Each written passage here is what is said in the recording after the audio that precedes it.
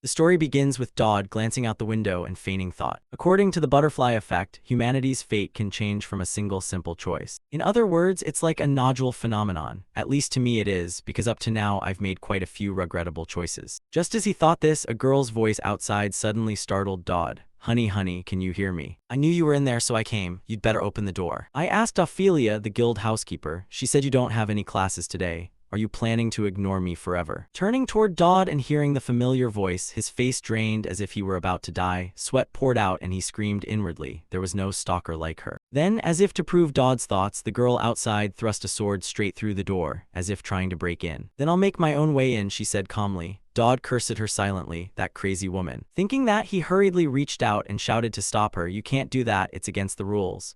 The student council president is the one who administers punishment for rule breakers.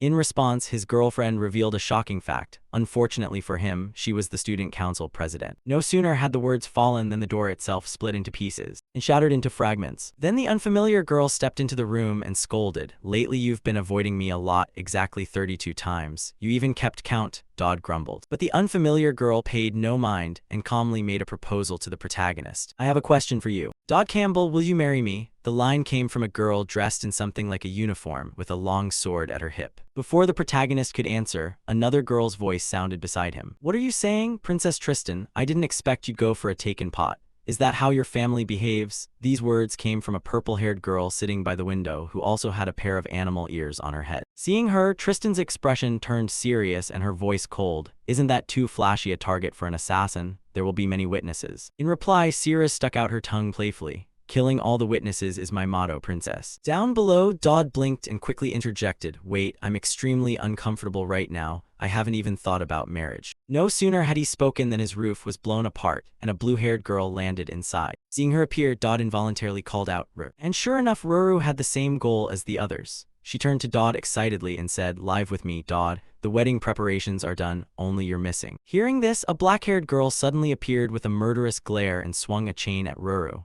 How rude. What do you usually do to let half-baked women surround you like this? As your fiancé, I won't let this pass. No sooner had she spoken than a red-haired girl rode in on her flaming broom. Can you all shut up? The jealous woman, Dodd Campbell, is mine. And so all the girls glared at one another with burning eyes. They all knew the other wouldn't let Dodd go easily. Without a moment's hesitation, they all charged at each other at once, and Dodd was caught in the middle of the chaos.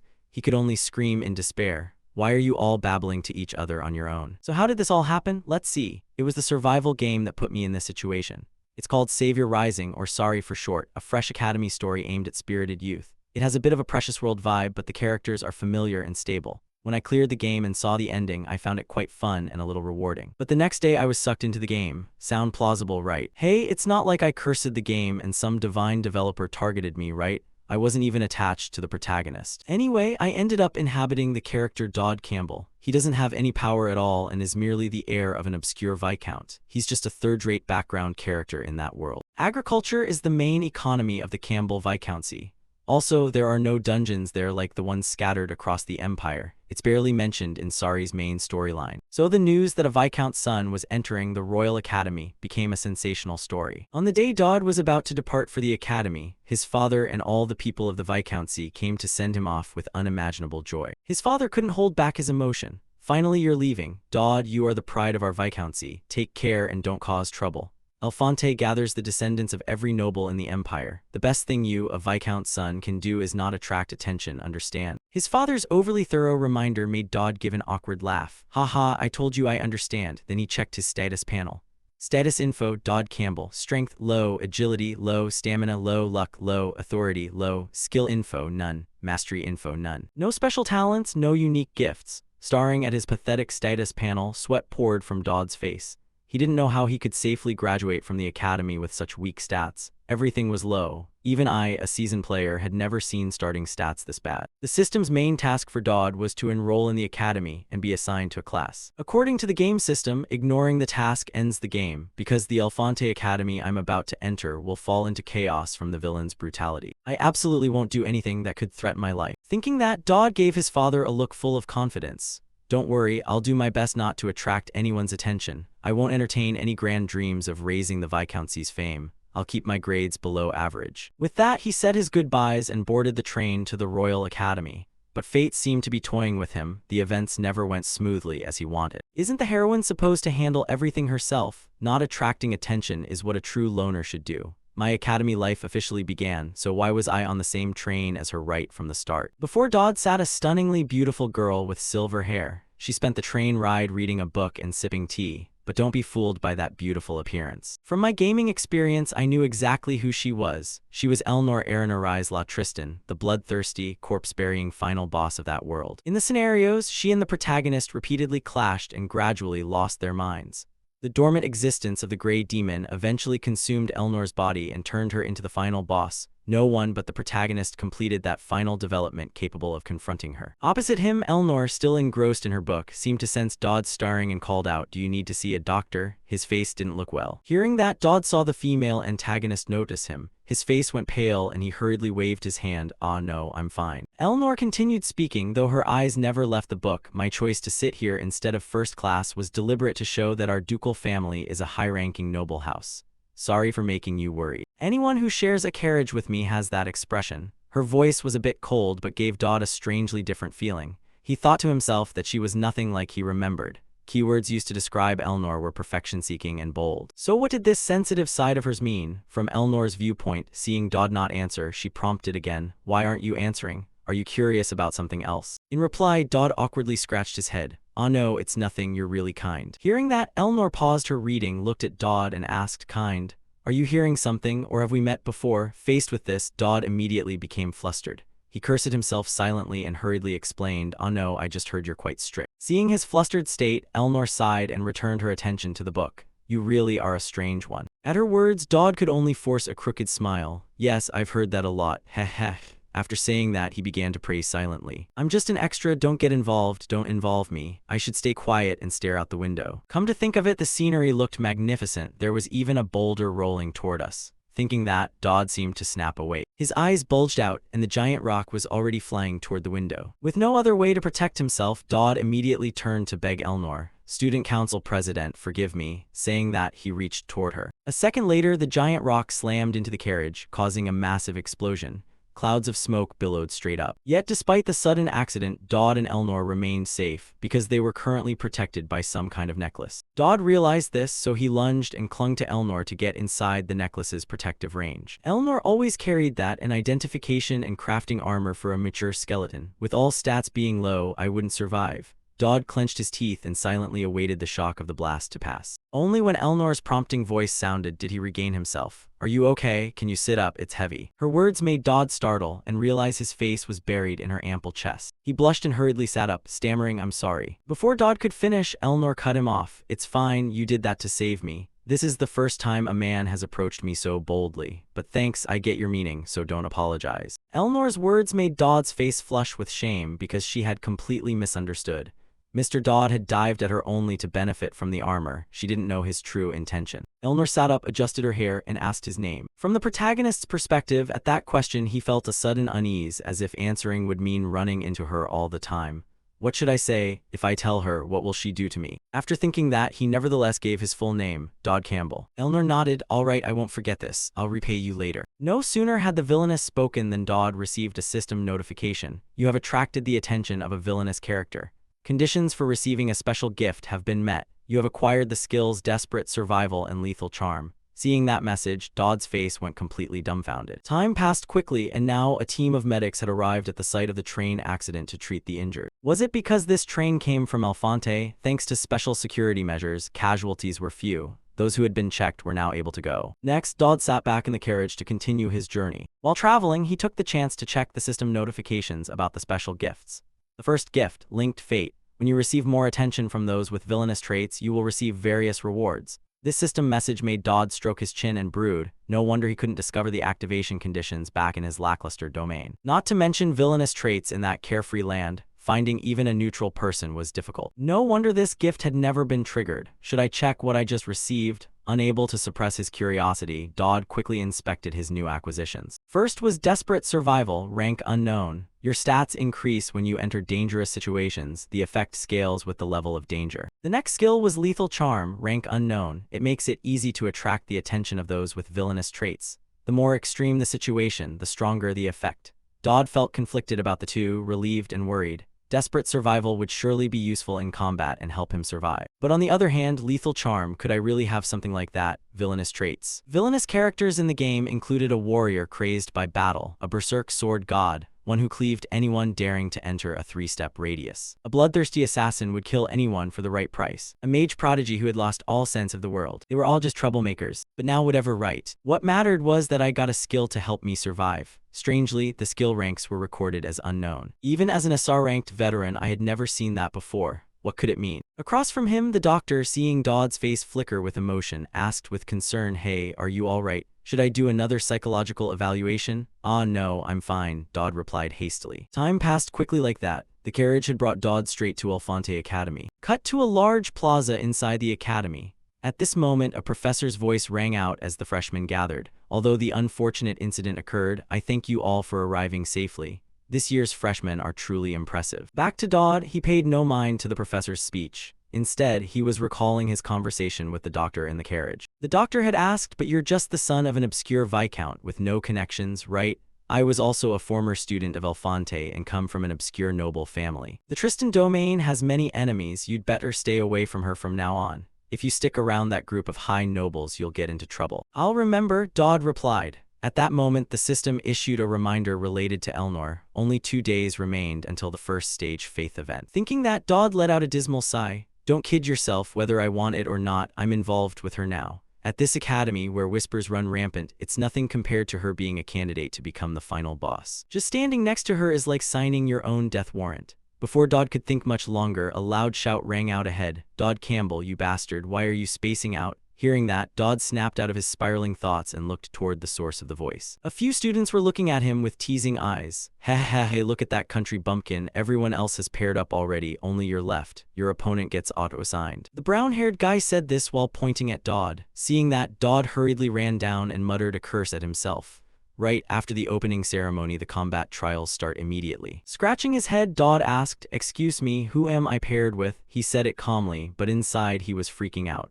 He understood that if everyone else had chosen opponents, the leftover must be the strongest. Sure enough, a girl with orange hair extended a hand and introduced herself. "Hi, do you need a hand?" Looking at her beautiful face and bright smile, Dodd couldn't bring himself to smile when he realized who stood before him. She was the greatest genius in the world. In the future, she would become the savior. This is the protagonist of Savior Rising. Dodd could only reach out to her, tears welling at the corners of his eyes. Am I doomed? He wondered. Time passed quickly. Scene cut to the office of a female professor. Her colleagues were complaining. "Count Christ just arrived. Viscount Galantes is here too. When will Miss Tristan show up?" Not to mention them, the female professor was beside herself. Has she lost her mind? The one-on-one qualifiers are underway. How can she possibly be late? As she thought that, as if answering her wish, the sound of footsteps echoed ahead. Everyone turned to the noise and saw Elnor's figure, covered in blood, strolling forward. Her appearance startled everyone. The professor immediately demanded, "I have a lot to ask you. Where the hell have you been?" Elnor replied that she had been busy dealing with something, but just looking at her made it clear that something was no small matter. The professor sighed and signaled to her colleagues, "Sorry, but she and I have some matters to settle first." Once everyone else left the room, the professor asked, "Did anyone die?" "Not many, maybe around a dozen." Elnor shrugged and explained they were there to carry out a botched assassination. They rolled a huge boulder toward the academy's train and tried to make it look like an accident. I found out who they were and happened to be nearby, so I dealt with them. Hearing this, the professor advised her to let the school handle it. Before the professor could finish, Elnor turned and retorted, "You expect me to be fair and perfect to everyone, to forgive those who tried to kill me." Across from her, seeing Elnor's resolute expression, the professor gave up on lecturing. "Fine, but change your clothes first. The one-on-one qualifiers are still going on. If you go now, you'll meet Elijah, a once-in-a-millennium genius. Elijah Christenax and Dodd Campbell." "What the hell is this?" The professor stammered, unable to pronounce the protagonist's name correctly. But the name sounded vaguely familiar to Elnor. She blurted out, "Dodd Campbell." Hearing this, the professor was surprised and asked, "Oh, it's him. How do you know him?" The professor asked. "He doesn't seem to stand out at all." For Elnor, an image of the protagonist looking awkward began to form in her mind. She unconsciously let out a small smile and whispered that the guy was rather odd. Back with Dodd, he trembled as he gripped the wooden sword in his hands. As everyone watched his shaking form, they jeered and gossiped. "Jump in, you rustic pumpkin. How many moves can he even do? Monkey tricks. He's lucky he isn't injured." Ignoring their words, Dodd understood how dire his situation was.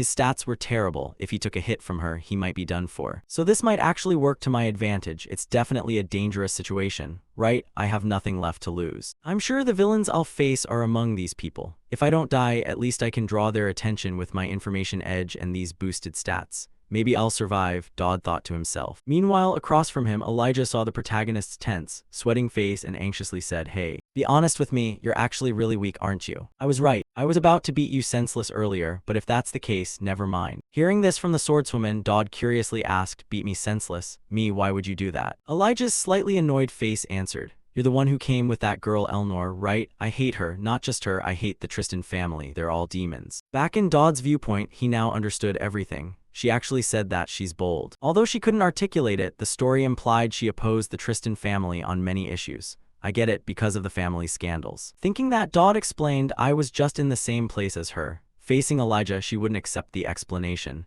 "But you still remind me of her face. You annoy me, so I'll hurt you. But should we pretend to fight each other?" Hearing that, our protagonist could only sigh bitterly. Honestly, that offer did sound tempting. "But if I don't get stronger within 2 days, my life will be in danger. The only way to survive is to make the people here notice me." Thinking this, though terrified, Dodd tried to calm his trembling body and forced himself to say, "I can give it my all against you. Actually, I rather like her." The moment Dodd said this, Elijah's face darkened. The atmosphere around her seemed to shift. Elijah tightened her grip on the wooden sword and coldly asked the protagonist, "Are you serious?" "Of course I'm serious, but if I really want you to fight at full strength, this is the only way." Dodd screamed inside and reaffirmed it, just as if he hated her. At the same time, the system issued a reminder, "Deadly Charm activated. You are increasingly attracting villains and have added a reward to your gift bar."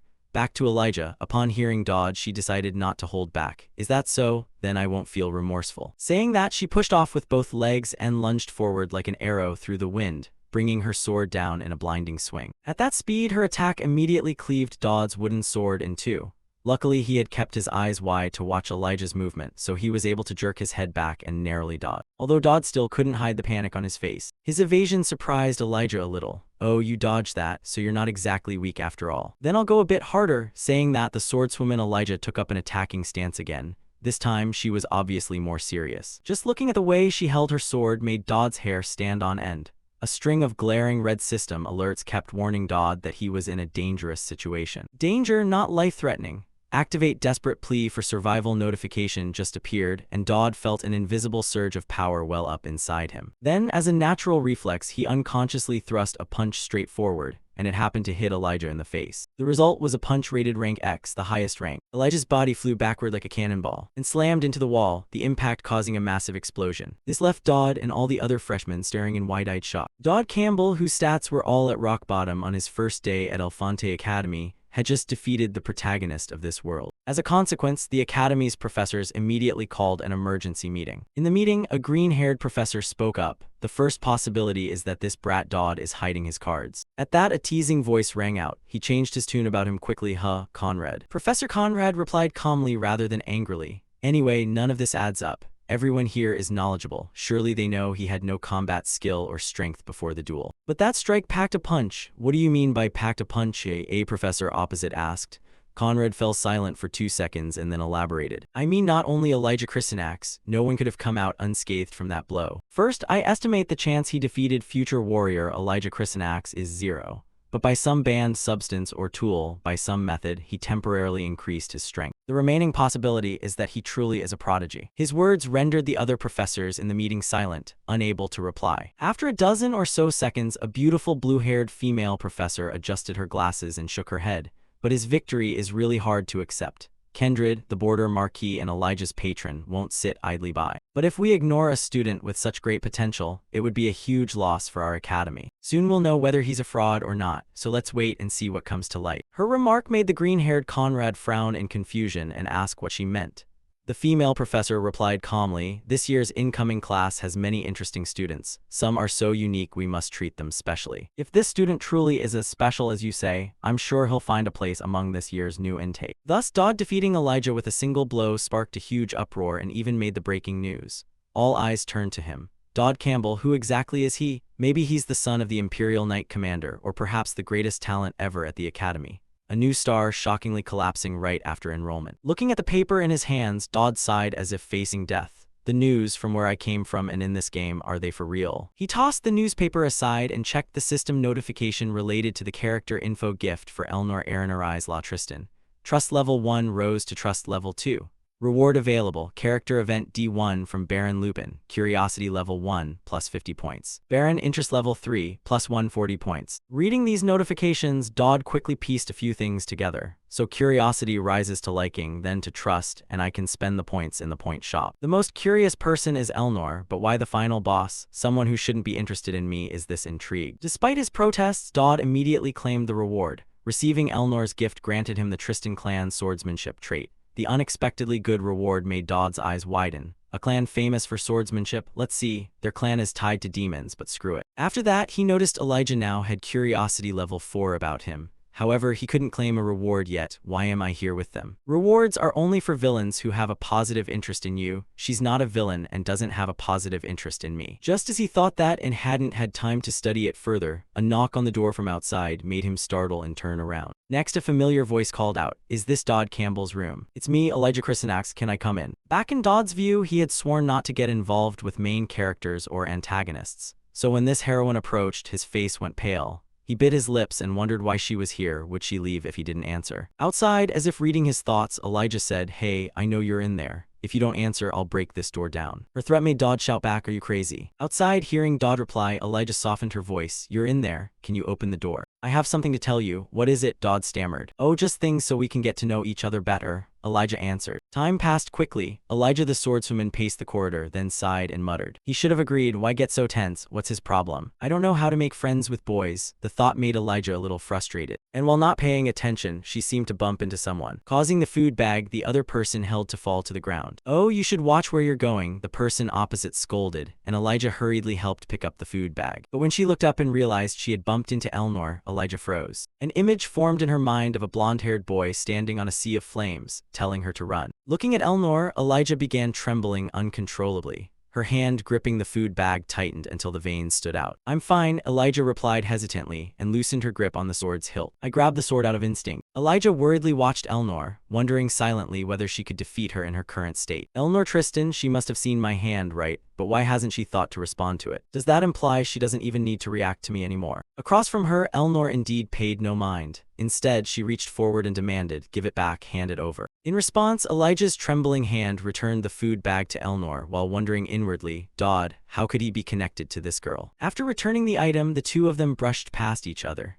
As they walked, Elijah said the right corridor leads to Dodd Campbell's room. Hearing this, Elnor stopped and called out, "Wait a moment." Hearing the question, Elijah looked slightly surprised and casually said, "I've been with him this whole time." "Why?" Elnor's face darkened at Elijah's answer as she asked, "For what reason?" Elnor's attitude shifted so quickly that Elijah was a bit puzzled. Why was she so hostile? Elijah scratched her head and said, "Just to make friends. Among the new students, I just want to make friends." Before the swordswoman could say another word, Elnor glared at her and warned coldly, "New students are forbidden from socializing with the opposite sex."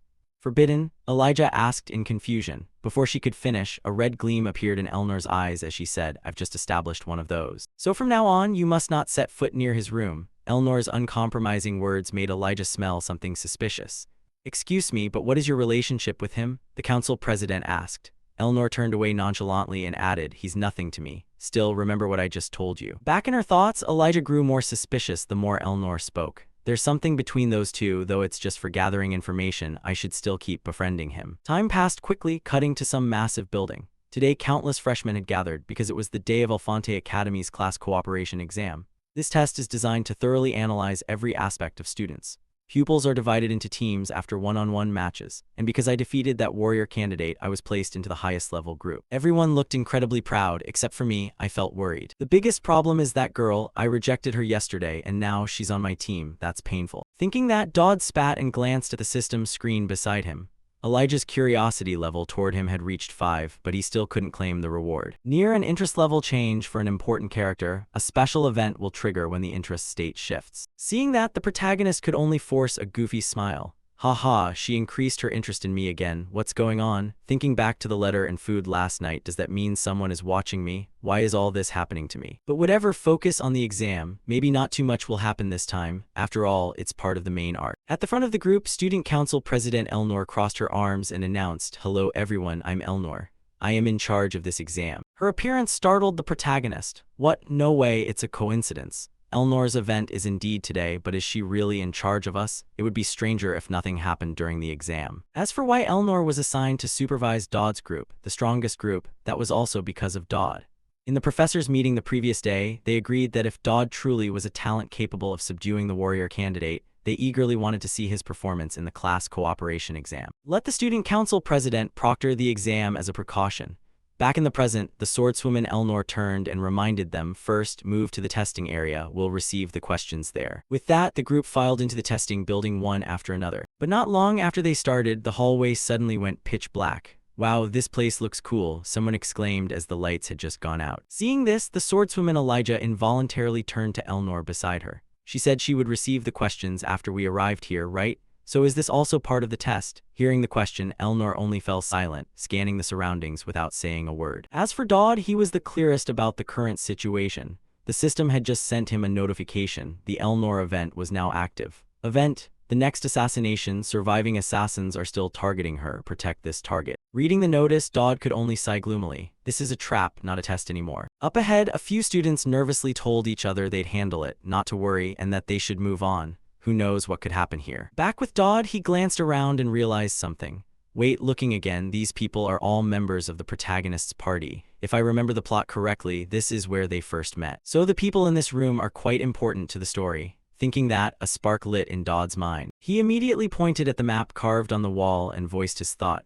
I think heading to the central hall would be best. There should be equipment and supplies there. More importantly, it's a spacious area where defending against ambushes would be far easier than in these narrow corridors. You must have felt it too. President and Elijah were not the only ones here, and I'm going over there. As he spoke, Dodd pointed in a different direction. This made Elijah curious, and she asked, why? Because it's necessary, Dodd answered. Elijah still didn't fully understand his intent and reminded him, why that way? That route is completely away from the central hall. Dodd replied with a very serious face. I can't say, but this is very important. I'll explain clearly later. Yes, very important. I wasn't lying to them. What's more important than saving my own skin, right? With that, though the others didn't grasp the protagonist's true intentions. The group quickly split up. Elnor's team moved to the main hall, while Dodd took a completely different route. In the quiet corridor, Dodd exhaled softly. This has to work. It seemed that defeating Elijah had made his words more believable. I just need to hide until the event ends. After all, the assassination target this time is Elnor, so they definitely won't pay attention to me. I'll just find a corner and sit quietly until it's over. That was what Dodd thought, but if things always went his way, it wouldn't be fun. Suddenly a voice sounded behind him. I'm here to fix the electricity, can you guide me? My eyes aren't good in the dark. Hearing that, Dodd cast a slight glance at the man and the system immediately warned him. Danger detected. Back with Elnor's group, they had reached the large hall area. By now, all the freshmen in the group had sensed the presence of assassins hiding in the darkness. Then a girl dressed like a cleric in the group anxiously asked, Elijah, do you think Dodd will be okay on his own? What if something happens? Elijah, fully trusting Dodd's plan, replied confidently, even if he's scheming something, he must have a plan. Besides, it seems something is about to happen to us anyway. Back at Dodd's position, he was leading the stranger behind him. As they walked, the assassin thought the vanguard was wiped out by that cunning woman. But that would only be the case if we weren't here. Even this guy was easily deceived. A professional assassin like me can assess someone's skill just by watching their movement. This guy is a complete amateur. I can toy with him before finishing him off. I'll take over his body and eliminate Miss Tristan. Thinking that, the assassin gave up pretending to be Dodd. He tore away his disguise to reveal a completely different face, drew a sharp short sword, and said coldly to the protagonist, well done, it's time I reward you. Turning toward Dodd's corner, after seeing the assassin's true face, he breathed a sigh of relief. All his worries seemed to lift. Phew, thank the gods, just as I thought, it's you, Hazmed. If the opponent had been a bit stronger, I might have been in danger. I'm truly relieved. Your swagger still looks like the same guy I remember. Desperate survival, rank A. Opposite him, seeing Dodd so unfazed, the assassin felt a flash of anger. What the hell is he saying? I'm speechless. Still, he's just weak. I'll kill him at once. No sooner thought than done, the assassin lunged forward. Meanwhile, Dodd gripped a staff tightly. The duel between them officially began. Cut to Elnor's group's location. Their battle with the assassins was underway. More accurately, the assassins were being beaten to a pulp. Each assassin's body was slammed into the walls. Magic sword techniques and spells were being used everywhere. Cries of pain and moans echoed from the assassins as they couldn't stand against the students' overwhelming power. What is this? They're weaker than I thought, a red-haired student said. Elsewhere, the swordswoman Elijah called orders, Falkas, freeze them in place. She then glanced over at Elnor. With a single swing of her sword, she could easily send 4 assassins flying into the wall before her. The strike was so powerful that when their bodies hit the wall, it left large gouges. Next, Elnor drove her sword into an assassin's arm and interrogated him. Besides you, were others sent?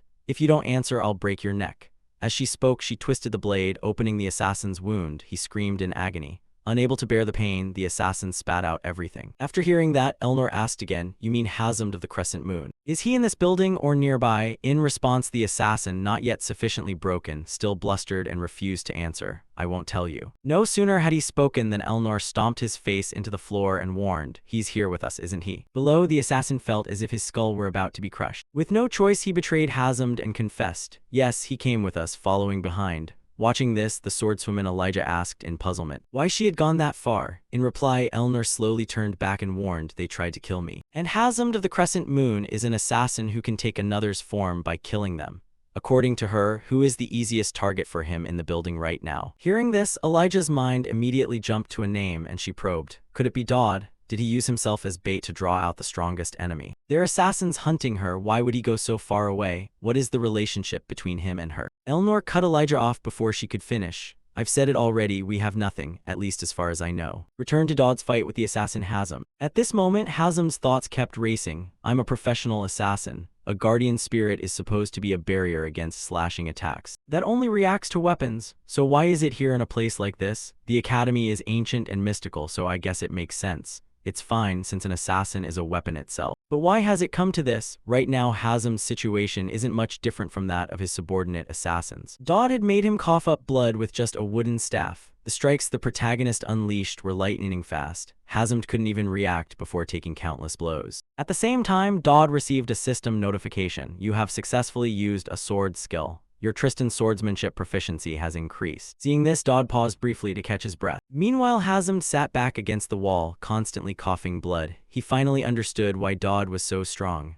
Tristan's swordsmanship? Maybe I shouldn't have touched him from the start. Thinking that, Hazem bitterly said, "So you were the one baiting me. Who are you?" The sudden question left Dodd dumbfounded. He had no plan. He was only slipping away from the crowd to avoid being drawn into the fight. Also, the assassin's delusion was triggered by the protagonist's charm skill. Charm had been activated, and the villain was astonished by your meticulous plan. "Thanks to the game system, you can't use weapons at save points. That's why I lured him here. It seems you don't intend to answer. Fine, kill me then," Hazem said calmly, as if death were no great matter. But contrary to what he expected, Dodd had no intention of killing him. "I'm not going to kill you. Pass this message to the others. Stay away from Miss Tristan. Tell them even an assassin like you nearly died." When he said this, Dodd actually had a calculation in mind. "I don't know who ordered it, but it's likely they'll strike again. If that happens, the chance of Elnor's gray demon being unleashed will increase, so try to prevent that possibility from the start." Across from him, Dodd's request made Hazem smirk mockingly. "And if I come back after this, then what?" Dodd replied in a very serious tone. "Then try me, because next time I'll protect her again." Hearing that, Hazem frowned and asked, "Is Miss Tristan really that important to you?" "Let's assume so," Dodd answered. Immediately after, a series of system notifications arrived. Willpower charm activated. The villain's favorability skyrocketed exponentially. Seeing the alert and sensing something, Dodd hurriedly turned around. Sure enough, the swordswoman Elnor was standing behind him and had heard everything. Time quickly passed to the next morning. Elnor's close friend was sprawled over a desk, exhausted, buried under a mountain of paperwork. "It's chaos. I understand why the Prime Minister lost it, but why immediately pursue and arrest the mastermind? I have a mountain of work here. The Academy's internal affairs are a mess, but based on the timeline of the assassination attempt, it's been confirmed there's a spy. Elnor, I know political schemes against you are common, but since this is the second assassination plot, it's clear they're determined. But this event is different. Whoever is behind it will certainly strike again. And those around her have all been commended. Despite that, everyone was knocked out without injury. The problem is Dodd Campbell. He's the only one not recorded as commended. There's no reason for him not to be, and I don't know why. It's as if he's deliberately avoiding the Academy's attention." In response, Elnor answered with a vacant look. "I don't know." Her offhand reply annoyed her friend, who warned, "If you say, 'I don't know' again, I'll hit you. Go ahead then." Elnor said nonchalantly, which made her friend so angry her eyes nearly bulged. Without hesitation, she hurled the ink bottle at Elnor and shouted, "What on earth is wrong with you?" Up front, the swordswoman casually reached out and caught the ink bottle precisely, then asked back, "What do you mean?" Explaining, the friend voiced her feelings. "You've been spacing out all day. Why can't you focus at all? I don't know why, but if you don't tell me, I'm not helping anymore." Back to Elnor, who didn't want to hide it and spoke plainly. "I feel attracted to someone. Hearing this, the secretary's hand froze mid-motion. Her eyes widened as if she'd misheard. What did you just say? I said I feel attracted to someone. You just mentioned him. At that, Elnor's face flushed slightly. Her assistant then probed, do you mean Dodd Campbell? After that question, Elnor didn't answer, and the two fell into an awkward, embarrassed silence. A second later, Elnor's friend snapped out of her daze. She hesitantly pointed forward with a look as if she'd heard that dinosaurs had come back to life. No, wait, you like that rustic fellow? I didn't say I like him, Elnor clarified. But her friend didn't believe it for a moment.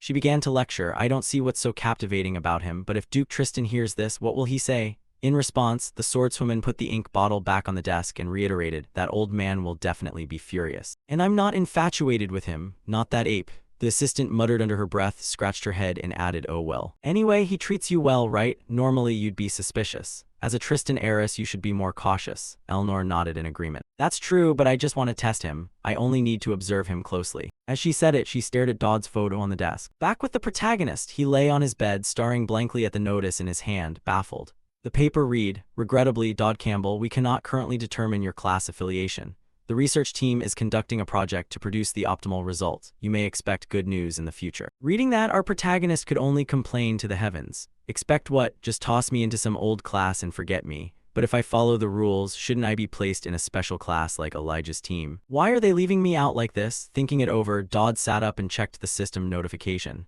Main Quest 1 completed. Information updated. Main Quest, resolve the incident at the freshman welcome ceremony. D3, reward, exclusive equipment material. The next system quest made Dodd reflect. He slowly recalled memories related to the event.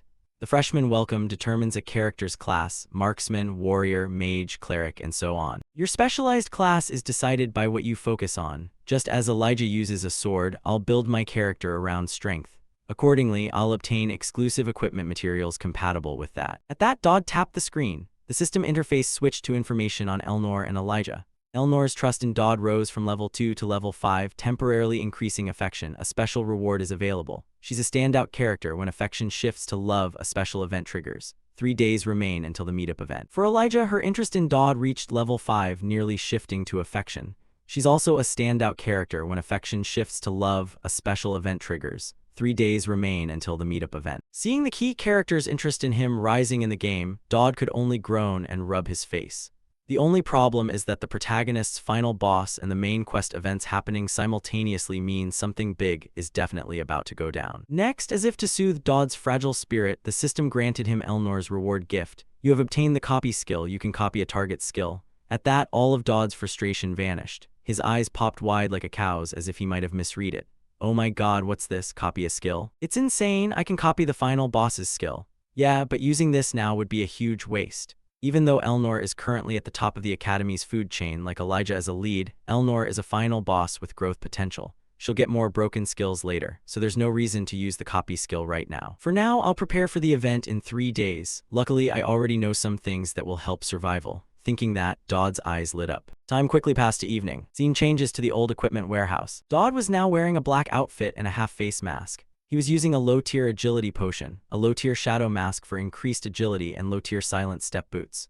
All of these items came from the point shop. Feeling his body grow light and nimble, he nodded in satisfaction. Being able to use the point shop really is great. After bypassing the security measures, he finally reached what players call the nation's treasure farming spot. With that thought, he slowly approached the warehouse and immediately climbed the wall and jumped inside. At the same time, he used a stamina recovery biscuit that restored stamina faster than ever. It sounds like an ad, but the effect is real. Now it's time to rummage. Dodd whispered to himself and quickly dove into searching through the piled-up old gear before him. While eating the biscuit, he carefully inspected each item. I found everything else but not the most important thing. Thinking that, he gently pulled out a box and immediately found what he needed. What he was looking for was a golden censer. There it was, the pinnacle of divine artifacts, a censer housing ancient power thousands of years old. Nice, finally I have everything I need. With that, Dodd hurriedly reached to pull the censer out of the pile. However, things never go as smoothly as he thought. Although small, the censer was keeping the structure of the stacked junk stable. As soon as Dodd pulled the censer out, that stability was lost and the stack began to wobble. And of course, what had to happen did. 1 second later, the entire heap of old items collapsed down, sending up a cloud of dust throughout the warehouse. And by some chance, when the dust cleared, Dodd realized he was holding a beautiful girl with glossy black hair. But our protagonist had no time to admire her beauty. He recognized who she was. She was Yuria Greyhaunter, the Chapter 2 boss, nicknamed the Cursed Sword Goddess. What he just picked up belonged to her, so she frequented this place. Thinking that, Dodd began to sweat nervously. Then Yuria's body flashed, and she immediately sprang out of the protagonist's arms. At the same time, Dodd received several glaring red notifications. Dangerous situation detected, life-threatening, desperate plea activation at S rank.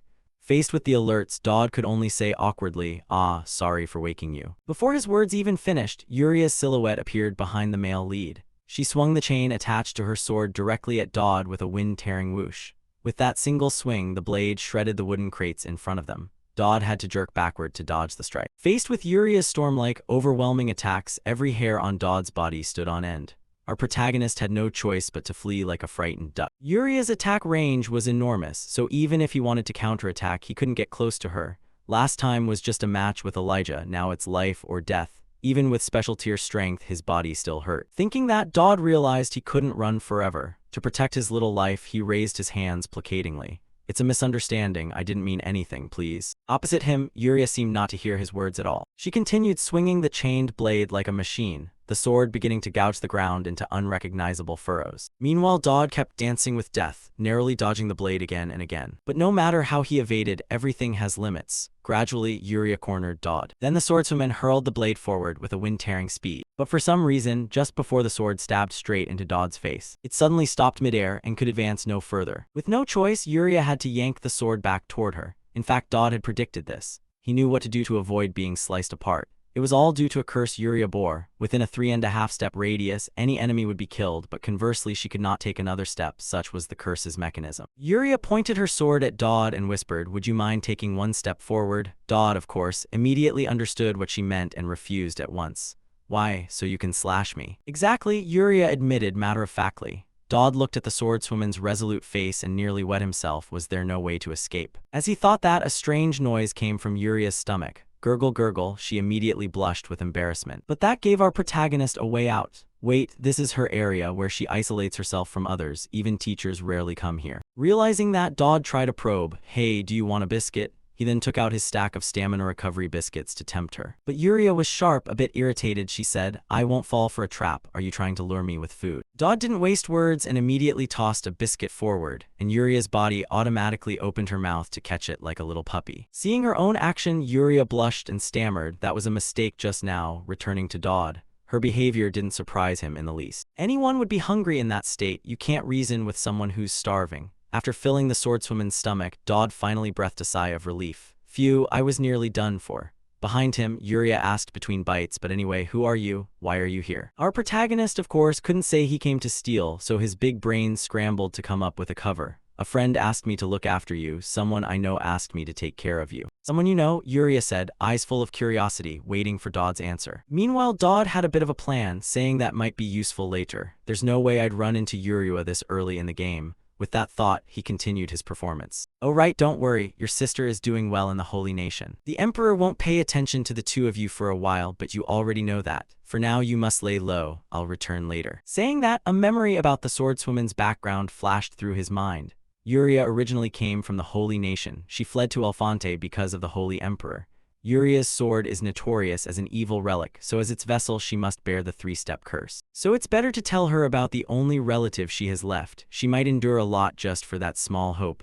With that, Dodd luckily took the sensor and left the warehouse safely. Time quickly passed to the next day, when the new students were assembled on some cliff. Before the group, a very pretty blonde professor smiled and said to them, "That is the school, that's the training hall, and that's the magic building. Can everyone see clearly? You all must choose your major and minor at the newcomer ceremony in a few days. Knight, mage, production engineer, and priest. You're all familiar with those, right?" Below, one student raised a question. "Do the tribes study together with the Holy Nation?" In response, the teacher nodded and explained, "Yes, that's correct. The same subjects are taught here for war and representation, so don't think you can transfer out. I'll explain more about majors." Dodd had already learned this information earlier, so he calmly stood with his arms crossed, thinking to himself, "This orientation provides more world info, and I can't skip it, otherwise everything I've prepared so far would be pointless." Then a brown-haired student asked a question Dodd was also curious about. "Headmistress Ophelia, that's the famous void region, right?" At that, everyone turned their eyes forward, where they saw an area shrouded in a sheet of red light. They all looked at Ophelia with curiosity. Not making them wait long, Ophelia nodded and explained, "Yes, but that place is forbidden. Entering it will be punished." As for Dodd, he quietly observed the area ahead. It is the voids left after the historic battle between heaven and hell. It's where God's messenger fought the warrior who received demonic power. Hundreds of years have passed, yet the clash of deathly and divine energies continues. This is the primary place where demons roam free. Therefore, the Holy Nation, the Tribal Alliance, and the Empire formed a golden triangle to watch over it, including Alphonte and other academies. Nearby, the burly red-haired guy eagerly raised his hand and said his intention. Headmistress Ophelia, can we get closer to observe? To his question, Ophelia agreed but warned them. Look, standing right at the edge of the Archangel's protective barrier is fine. We're safe while inside it. Hearing that, Dodd couldn't hide his joy. Good plan now is to go eat lunch and then return so I can do some things. The shield was made by the angel known to leave the mortal realm and the Archangel, whose power is even greater. Thanks to it, students can survive in this dangerous place. Unaware of Dodd's thoughts, Headmistress Ophelia cheerfully said, "All right, we'll have lunch here." In response, Dodd stepped forward and asked softly, "Can I eat somewhere else? I don't feel comfortable here." Ophelia nodded and reminded the protagonist not to go too far or he'd get into trouble. "Yes, ma'am," Dodd replied and quickly left. Not far away, a few students glanced at Dodd with annoyed looks. That country bumpkin's showing off because he's getting attention. Unaware of this, after Dodd left, he quickly slipped to a secluded spot and pulled out the censer he had stolen from Yuria. He filled it with powder from a unicorn's horn, phoenix feathers, and a piece of coral, causing the censer to emit thin wisps of pale purple smoke. Dodd puffed at the censer to make it burn brighter. He thought to himself that this was the ultimate portable incense of achievements. He'd come all the way here to use it. It would let him reach things ordinary people wouldn't even dare dream of. Through Dodd's eyes, the rising purple smoke formed a swirling vortex in the air. And from inside that vortex, humanoid silhouettes slowly began to appear. They radiated such intense auras that Dodd couldn't help but shield his eyes. Then voices came from within the swirl. "Where are the allied forces? No, I told you to flatten everything. You just planted the drain and left. Ah, they say it was done by a boy named Jirian. Look over there, kid. Did you think digging it up would be enough?" Someone grumbled. "Hey, the ground's really hard," another replied, stomping his foot to drive the spade deeper. Then the earlier voice chimed in, "Isn't that spade you're planting even harder than the earth itself?" Saying that, the voice suddenly trailed off as they noticed the protagonist watching them through the vortex. "Wait, does that human have a problem? He's been staring at us for a while. Wouldn't it be better if he just stayed silent instead of coming over to bother us?" Hearing this, the spiky-haired angel noticed his companion using the chance to rest. His face darkened as he snapped coldly, "Who told you to stop? Why is your shovel idle?" The curly-haired guy could only wearily resume his work and forced a smile. "Ah, it's moving now." Beside him, the pointy-headed angel remained unsatisfied and shouted louder. "No, spread it out evenly, don't just keep digging, you idiot." Behind the barrier, Dodd stood silently watching the angels dig. The scene of heaven wasn't quite what he'd expected. Next, an angel pulled up in a huge truck and honked to announce to everyone, "Attention, holy mud bricks have arrived, line up to unload." At that, the angels all turned to the truck and asked, "How many are there in total?" "Infinite," the long-haired angel said as he pulled back the tarp covering the truck bed. But when a female angel saw him sneaking a cookie, she scolded, "Hey, why are you secretly eating cookies?" The long-haired angel shot her a scornful look. "You're the driver, right? And I'm not a soldier, so mind your own business and save your energy for driving, okay?" Elsewhere, the pointy-headed angel kept shouting at his subordinates, "Hey, don't you see the seniors are working hard? Pick up the pace." Hearing that, the curly-haired angel hurried over to volunteer for the brick molding duty. At least that seemed easier than shoveling dirt and didn't involve getting yelled at by superiors. "Oh dear, top-tier merchant Elnor, leave those bricks to me." In another corner, a young angel handed a brick to his captain and asked, "Captain, hasn't the food shipment arrived yet?" The captain's voice sounded embarrassed in reply. "Sorry, the food truck broke down on the way. They're fixing it, so it'll be a bit late. Please wait a little." Back with Dodd, witnessing the scene, he could only force a smile. So that's why angels aren't always free to descend to the mortal realm. If I had to describe these angels, I'd say they look more like military personnel, wouldn't I? They were divided into squads and ranks with chains of command. So it turns out this game's other world has its own set of rules. I can only meet angels after passing Chapter 2, and direct interaction with high-ranking angels is only possible after that. I know what they want, it's something very simple. With that in mind, Dodd laid out countless enticing food boxes before him and called out loudly, "Wow, thanks for the food." On the other side, the group of angels began to notice Dodd, or rather the delicious pile of food he had brought out. "That guy's still watching us. Hey, what's he holding? He's eating so heartily, can we beg him for a bite?" The curly-haired angel stammered the question, but the long-haired angel brushed him off. "You're not qualified to descend yet. What are you daydreaming about? Hurry up." Dodd knew the laboring angels must be starving, so he invited them. "Sir Angel, please eat well before doing heavy work. I'm afraid you might faint otherwise." Then Dodd's words seemed to trigger some rule of the world, and all the food before him was transported into the hands of the angels behind the gate. Seeing this, everyone brightened. Even the usually grumpy, pointy-headed angel cheerfully told the group, "This fellow, fine, take a 10-minute break, everyone." After inspecting the food, the angels' eyes lit up. "Just some rolls, their steak too, wow, a thoughtful human." Watching their delighted reactions, Dodd stroked his chin smugly. "The rules of this world differ from my physical worlds, so a single serving of mine is more than enough for all of them." Time passed quickly. After they finished the food Dodd provided, the pointy-headed angel nodded and praised him. "Haha, that hit the spot, perfect for folks doing manual labor like us." "Bring that over here." "What?" Dodd asked curiously. "The sensor next to you, you're doing this for something you want from us, right? Let me bless it, bring it over." Hearing that, Dodd wasted no time and rushed the sensor closer to the gate. The angel chuckled, "All right, what do you want? But keep it reasonable, I'll do my best to meet your expectations." The reward from the angel startled Dodd. Things were going smoother than he'd expected. "Wow, all that without negotiation? I even prepared a bargaining token. Is everything in the original story this easy?" Dodd thought to himself. Before he could voice the question, the angel seemed to read his thoughts and spoke. "Why wouldn't I treat you well? It's not like anyone else. You're thinking that, aren't you? I can explain. I can see you've been well informed. You possess an interesting skill, but you've failed to develop it. Even a little cultivation will yield benefits in the future. You should start nurturing it now." The angel spoke with certainty, making Dodd swallow nervously under his gaze. Is this clairvoyance? Perhaps. With a single look, he seemed to know the true nature of things. Is he referring to that gift? Does he mean my attribute, the affection of evil? Ignoring Dodd's thoughts, the angel continued, "That gift is far stronger than you think. How you forge and utilize it is up to you. Because of it, you'll be caught by a monster that's cruel yet strangely friendly." Hearing that, Dodd had no doubts left. "Damn, I knew it. After sealing that sensor, I learned all the tactics and abilities I could use. I definitely need to find the optimal channel for survival." Returning to the point of view of the Uncle Angel, for some reason he suddenly reverted to his youthful form with long hair and a smooth robe. An ordinary human immediately fell into a state of fear. "But you seem awfully calm, huh? I see a magnificent man taking shape. I suppose I no longer need to worry then? I've finished blessing you." "Ah yes, thank you." Dodd responded naively, since all he had seen was the uncle sit and speak for a while without displaying any power, yet the blessing was already complete. Nearby, another angel, seeing the uncle talking to Dodd, asked the sergeant, "Why are you telling a mere human things like that?"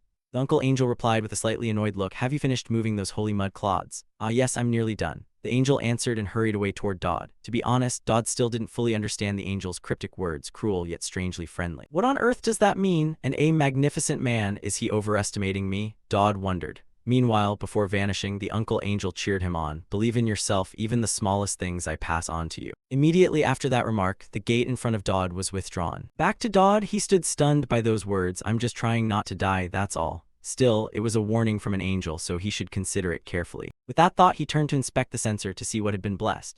Quickly, notification windows appeared before his eyes. Sacred Sensor Grade C contains special power from a divine entity of another world, grants 2 skills. Austerity Grade C uses a small amount of mana to temporarily convert all bonus points into reserve. 20-second cooldown, can evolve via Proof of Destiny. Protective Shield Grade C uses a small amount of mana to create a one-time shield and grant a beneficial effect. 20-second cooldown, can evolve via Holy Mark. Reading these descriptions, Dodd was surprised that a little food could buy such pleasant blessings. That angel gave some really useful boons. The Constitution stat scales with HP, so it will directly help boost my survivability. My Desperate Lively skill also raises stats considerably. I'll make full use of these skills, and the most important part is evolution. In this world, crafted things can naturally improve performance. Getting something like this so early in the story is extremely lucky. But the issue is both skills only require a small amount of mana to use. It's a perfect dream for someone without any mana-related attributes. If I currently can't use much mana, I'll need to find another way to supplement it. And that's why I came here. Dodd now stood in a place resembling a plaza, surrounded by countless other students.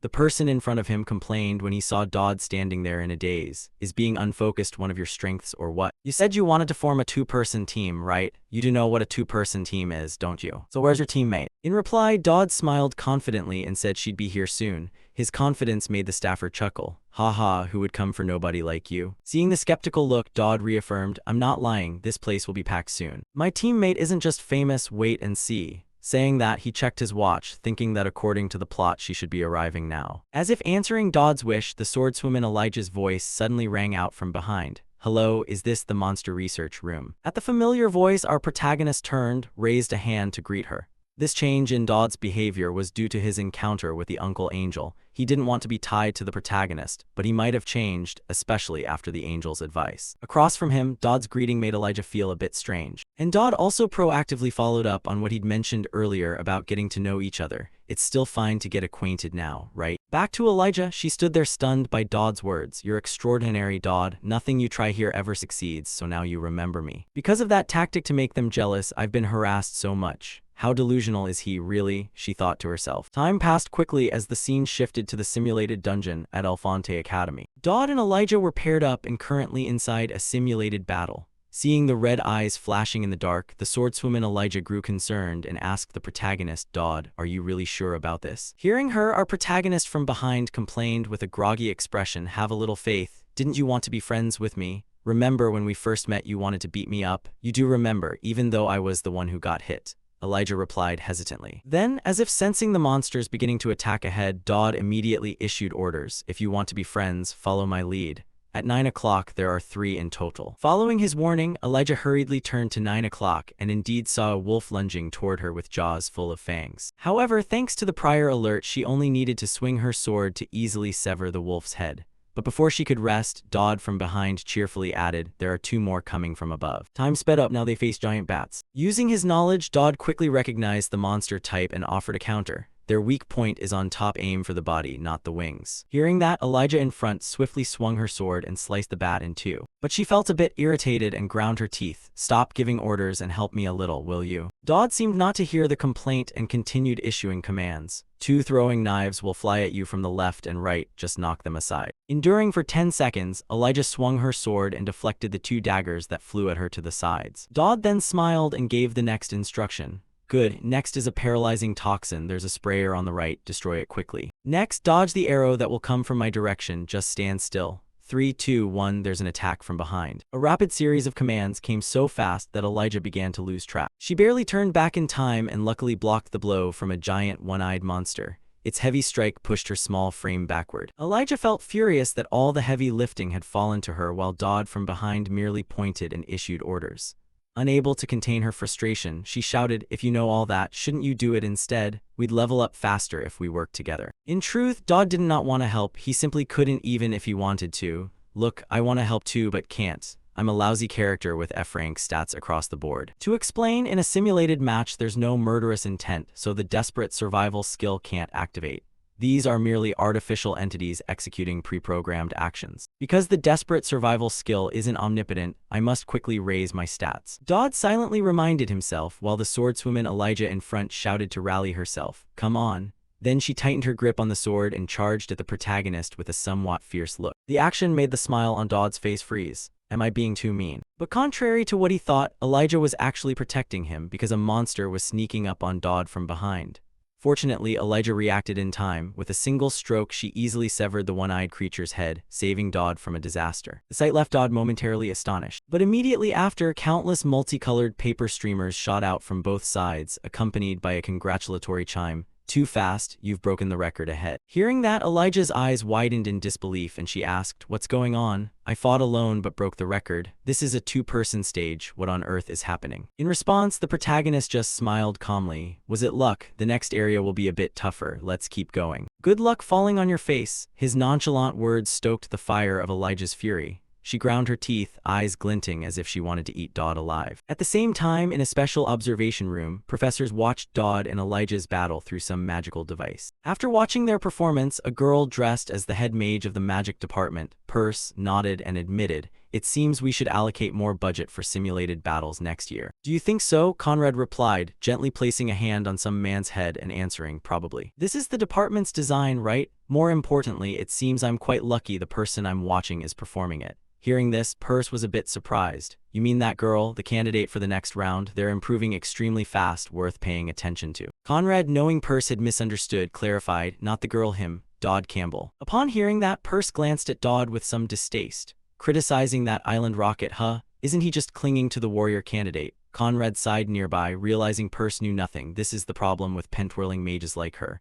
A warrior candidate can never break records alone. Any ordinary person would see the warrior candidate as stronger and the key figure in battle. But he is the true key, the teammate's position, the way he issues commands with perfect timing, the seamless support. Each of his actions displays terrifyingly accurate judgment, as if he'd been on battlefields thousands of times. Thinking this, Conrad couldn't help but suggest, "Hey Perse, let's make a bet." Scene shift to Dodd and Elijah. Suddenly they heard Conrad's voice over the speakers. "I am Conrad Balthador of the Knights Department. After observing you two, I've become interested. The head of the Magic Department and I have bet. Can you two break the record we set as freshmen? If you truly succeed, I'll grant you the right to make one request of Perse. But if you feel pressured by this, I won't force you. Your current record is already an astonishing achievement." The request was nearly impossible from the start. Dodd didn't need the professor to say more, he immediately accepted. "No problem, we can do it." Dodd's quick agreement left Elijah behind him stunned. Meanwhile, Professor Perse found Dodd a bit arrogant and criticized him. "Oh, look at him." Unfazed, Conrad chimed in, "I bet you'll win. Now begin." Scene changed to the training area. At this time, Elnor's close friend complained, "What's going on? I get that you came here to blow off steam, but you've been overdoing it lately. What's really happening with you?" In front, Elnor, her face drenched in sweat from training, spoke up. "There's something I want to remember. When I was little, my mother taught me this technique, but I don't remember it anymore, so I'm practicing it again from the beginning. A demon exists in Tristan bloodline. This dark rumor has two sides, extraordinary inhuman talent they possess, and on the other hand, occasional bouts of madness, sudden violent outbursts, and the collapse of reason. That's why, although members of the Tristan family achieve extraordinary accomplishments, their later years are often filled with tragedy." As Alang drank, her close friend asked, "That isn't serious, right? Isn't it?" Elnor shook her head. "Don't worry your head about it, I don't care." "Really? Is that true?" The assistant looked skeptical, which irritated Elnor slightly. "I told you nothing can bother me right now." Hearing that, Elnor's friend immediately blurted out, "I'll report the information you asked for right away. I just heard from a junior. Dodd Campbell is currently paired with the next term's warrior candidate, Elijah. The girl who fought Dodd before." Elnor frowned and asked, "You mean the two of them are partnered?" The assistant nodded. "Yeah, probably because the simulated match requires two-person teams." Across from her, Elnor closed her eyes, trying to calm down, then exhaled long. "I understand. Take me there, you're the one who said you didn't care." The assistant shouted, but whether she noticed or not, the boy downstairs had been completely twisted by Elnor. Returning to Dodd's group's location. At this point, the swordswoman Elijah truly couldn't understand what was going on in our protagonist's head, that he could so easily accept Professor Conrad's challenge. She asked, "What are you going to do? I know you have skill, but is it worth challenging the all-time record?" "Yes," Dodd answered calmly without a hint of hesitation. This made Elijah look at him with suspicion. His confidence was certainly odd. Was there any reason for him to do this? For Dodd, of course he's a veteran of this game, so this small challenge wasn't a problem. Targeting their weak points would be easier because the artificial monsters follow consistent movement patterns. But he couldn't tell her that. Dodd thought silently, then answered casually, "Because you're here with me." His words made the swordswoman's face flush slightly, as she exclaimed that he was unbelievable. In the observation room, Professor Conrad, seeing the two ready, spoke. "This is Conrad. Are you ready?" "Ready," they answered in unison. Hearing that, the head of the Knights Department nodded. "Perfect. There's one final step to adjust difficulty. The higher you set it, the more bonus points you get." Without hesitation, Dodd immediately requested it be set to the highest difficulty. Nearby, the head of the Magic Department, Perse, couldn't help but be annoyed by the protagonist's confidence. Her brows furrowed as she complained, "Unbelievable, these new students. I like the energy, but this is too much. The highest difficulty is almost real combat. They might die during the challenge." Dodd seemed to hear it over the speakers and replied, "Even so, I think we should try." From Conrad's perspective, seeing Dodd so confident, he decided to trust him once and agreed, "So do as he wishes." Then he officially started the simulated combat system. The loud noises made Elijah's lovely face break out in beads of sweat from worry. Beside her, Dodd smiled and turned to reassure her. "Don't worry, the warrior candidate is reliable after all." As for Professor Perse, she was happily sipping a cup of tea brought by a subordinate while complaining to Conrad, incredulous at him. In response to her complaint, Conrad reminded her, "Is this the first time you've done this? Didn't we do the same for the previous freshman cohort?" Conrad's explanation failed to placate Perse and only irritated her further. But this is different, they could actually die this time. Unlike her attitude, Conrad still trusted Dodd's group. "Just wait, Professor Perse, I'm sure he has a reason to be so confident. Even if things get dangerously out of hand, we can just intervene and rescue them, right?" "All right, slaughter mode activated, prove yourselves, new students."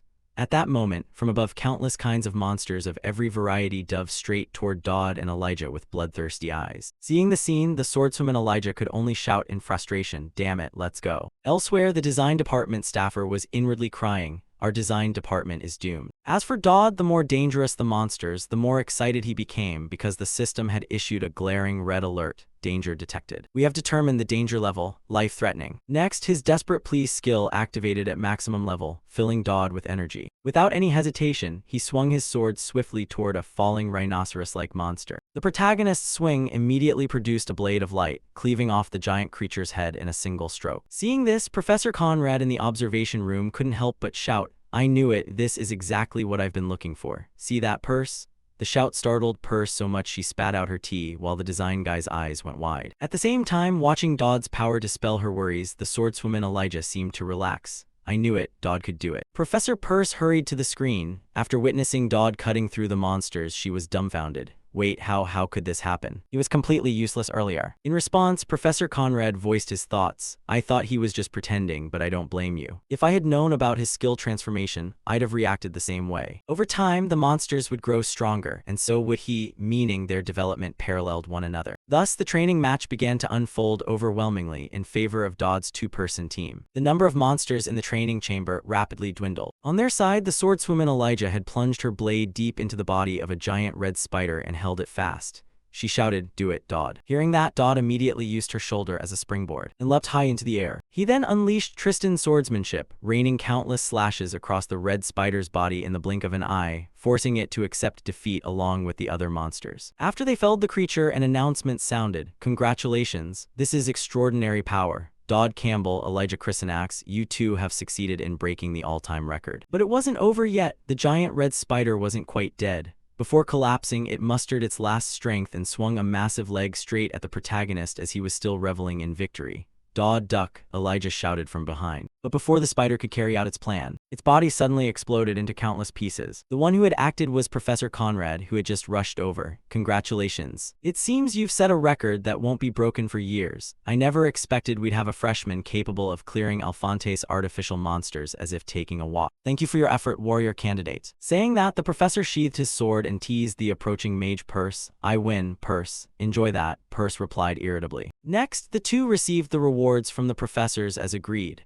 Looking at the paper in her hand, Elijah gasped and exclaimed, permission to rent one item from the site warehouse and the right to request any favor from the head of the magic department. That's amazing. Beside her, Dodd glanced at her paper and remarked, this isn't accessible to ordinary freshmen. Are we getting the same reward? After celebrating, Elijah grew curious and asked the male lead, hey Dodd, I've noticed. How do you always stay so calm? No matter what happens, you act like you already know how things will play out or like you've planned it all. Your behavior gives me that impression. As she said this, Elijah put her fist forward and smiled. Hey, guys do that with friends, right? I mean the fist over there. Seeing this, Dodd sighed, well, say what you will, but he did bump fists with Elijah. With that, Elijah's curiosity about Dodd rose to level 5, nearly trust level. See you tomorrow then, Dodd, Elijah said excitedly and hurried off. Dodd watched her retreating figure and shook his head. He couldn't tell if she was friendly or strange. Then a voice suddenly sounded behind him. Is that so? Hearing that, Dodd turned his head and yelped in surprise. Student Council President. Across from him, Elnor ignored Dodd's startle and bluntly asked, do you like me? At that question, Dodd began to sweat bullets. The only thing comforting him was that no red alert had appeared, his desperate plea hadn't activated. It seemed she didn't intend anything by it, but wait, wasn't this obvious? I'm not her boyfriend. When Dodd didn't answer, Elnor coldly asked again, I'll ask once more, do you like me? At the second question, the system cautiously warned Dodd, danger detected, danger detected. The alert made sweat soak his shirt back. Every hair on his body stood on end. He told himself he had to say something. Thinking quickly to save his skin, Dodd blurted a lie. Student Council President, although I've been training with Elijah, I still want to meet you. His words left the female antagonist stunned. As soon as Dodd finished, he privately cursed at himself. What are you doing? Dodd Campbell, did you actually make that believable? Idiot. Elnor seemed to interpret something and smiled faintly. So you're saying you've missed me all this time? Hearing that, Dodd nodded quickly like a pecking chicken and played along. Yes, exactly that. Why? Elnor asked suspiciously. Dodd was left speechless. He wanted to avoid her, not pine for her, so how could he explain that? Dodd began to stammer, unable to answer. Then, as if remembering something, Elnor smoothed her hair and continued, forget it, maybe it's just one of those friendships. I get it, it's because I saved you on that ship, right? Just remember that priority list. Ahead, Dodd's face looked like someone who'd just come out of a cave, completely lost. What list is she talking about? What's going on? Dodd wondered to himself. But before he could think of an answer, Elijah handed him an invitation and said, don't worry about that. I'm here to give you this. For Dodd, the letter made him a little fearful. He wondered, is this a love letter or a challenge? What is this? Nothing like this happened in the original story. Unaware of these thoughts, Elnor looked slightly embarrassed, glanced away, and explained, I plan to give this to you tomorrow, but remember to open it when you're alone. With that, the student council president hurried off. She left Dodd behind, who mechanically accepted the invitation in a daze. Time passed quickly. After returning to his private room, Dodd immediately opened and read the letter. He quickly understood Elnor's intention. So she wants me to be her companion? Tomorrow is the freshman welcome party. I forgot about that. Becoming her companion isn't a big deal. I just need to spend time with her at the welcome party. The only problem is the penalty. If I refuse her offer, not only will her favorability drop, but it could also make others hostile toward me. As he thought this, a knock sounded at the door, catching Dodd's attention. He went out and found Elijah at the door. I thought it was you, Dodd murmured. Elijah's eyes showed a hint of delight. She stroked her chin and smiled. You pick things up pretty fast. Then she handed the protagonist an invitation. This again. Dodd complained, prompting a curious look from Elijah. What do you mean? Did someone give this to you? No, what I mean is, what is this? Dodd hurriedly corrected himself. Internally, Dodd already suspected what the invitation contained and nearly died on the spot. Don't tell me she came with a request too. From Elijah's perspective, she didn't elaborate and instead said playfully, what do you think? A surprise. I decided during that simulated battle I have to run. It's all thanks to the rule set by the student council president, so read it quickly. After saying that, the heroine immediately ran off, leaving Dodd standing there stunned.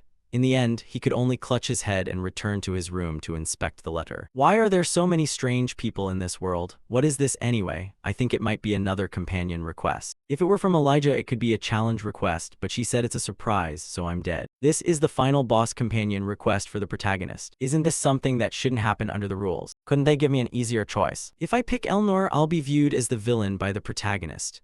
If I pick Elijah, I'll make myself the enemy final boss and might die because of the priority list or whatever. What if I refuse both? I don't know what to do. This probably happened because both are still in the interest stage. Big problem, should I accept both? The more Dodd thought about it, the more he felt that choosing one and abandoning the other would feel like death itself calling him. Time flew until the day of the freshman welcome party. The scene shifted to an extremely luxurious grand hall, now filled with countless students. Someone's voice began to echo, hey, aren't you a student from Class A? I'm a student from Class A, Professor, they're here. Among the crowd, the radiant swordswoman Elijah fanned herself to ward off the hall's stifling heat. She complained, phew, so many people, this is like a pigsty. But anyway, thanks for coming with me, Dodd. She said this as she turned to look at the protagonist. Dodd, whose hair was parted to both sides, replied with a cold expression. Cut to some fountain. Another Dodd with a different hairstyle was sitting there. To explain, the Dodd who went with Elijah was just a decoy the protagonist had created. It was a clone image worth 1,000 points that Dodd bought from the point shop. It allows creating a duplicate, and the original's beneficial effects apply to the clone. At the same time, the system sent the protagonist an event notice. The pair date has decided to date both of you. Wonderful. But don't get discovered until the event ends. Failure will incur a penalty. Back with Dodd looking at his info on the system screen, he sighed, I've had to spend all my points. Even if it's only for me, maybe it'll work. But even with many people attending, this plan could still fail horribly. If someone sees me and the clone in the same place, I'll be exposed. I'll set the clone's personality to the cold gentleman option. Before Dodd could finish his thought, a ferocious roar from some monster trapped in an iron cage sounded not far away. Making Dodd flinch, it was just an external monster. It seemed they intended to experiment on it and then it would escape. That would trigger the main event and all I need to do is survive. With Elnor and Elijah, it shouldn't be too bad, right? Next. For some reason, the system suddenly issued another reminder. Your pheromone is no longer just a boy. Purchased. Applied. The notice left Dodd stunned, not understanding what was happening. Then at the same time, Elnor appeared. You're here, what's that smell? Did you spray something? She frowned as she spoke. Dodd awkwardly replied, no, the flowers here have a natural fragrance. Before Dodd could finish, Elnor's face suddenly flushed bright red. She admitted, I know this scent is from you, but it's driving me crazy. Seeing Elnor's flushed, aroused face, Dodd's biological alarm blared nonstop. The warning made him flail his hands as if trying to wipe the scent off himself. What the hell are you talking about? Pheromones? Please stop, he screamed inwardly. But in response to his plea came a disheartening system message. The pheromone effect has been applied to the target Elnor. The target is exerting all effort not to be attracted to you. Beside him, icy Elnor began to flirt with the protagonist and said, Dodd Campbell, I wonder why I only realized this now, but you're more masculine than I thought. Hearing this, Dodd couldn't be happy. He felt death drawing another step closer. He silently prayed, please stop. Next, to break the tension, Dodd suggested they go to the event. Shall we check out the nearby booths? Elnor saw no problem with the idea and nodded. Okay, lead the way. Back in Dodd's perspective, his offer to take Elnor out had been planned. By now, the clone and Elijah have probably met. I must make sure we don't run into them. I hope nothing happens. Maybe nothing will happen if this continues. All the clone and I need to do is escort the two of them. Thinking that, Dodd suggested again, hey, how about we get some snacks at that stall? Upon hearing this, Elnor glanced at him with a suggestive look and replied, all right. Then Dodd led Elnor to the grill stall and said, wanna try this wild boar skewer? This was the worst suggestion for Elnor. She takes great care of her figure. Dodd planned to lessen the pheromones effect. That was his intention. However, as if fate conspired with him and this villainess, her eyes brightened and she asked softly, how did you know I like this? Is it just a coincidence? Hearing that, Dodd began to scream inwardly.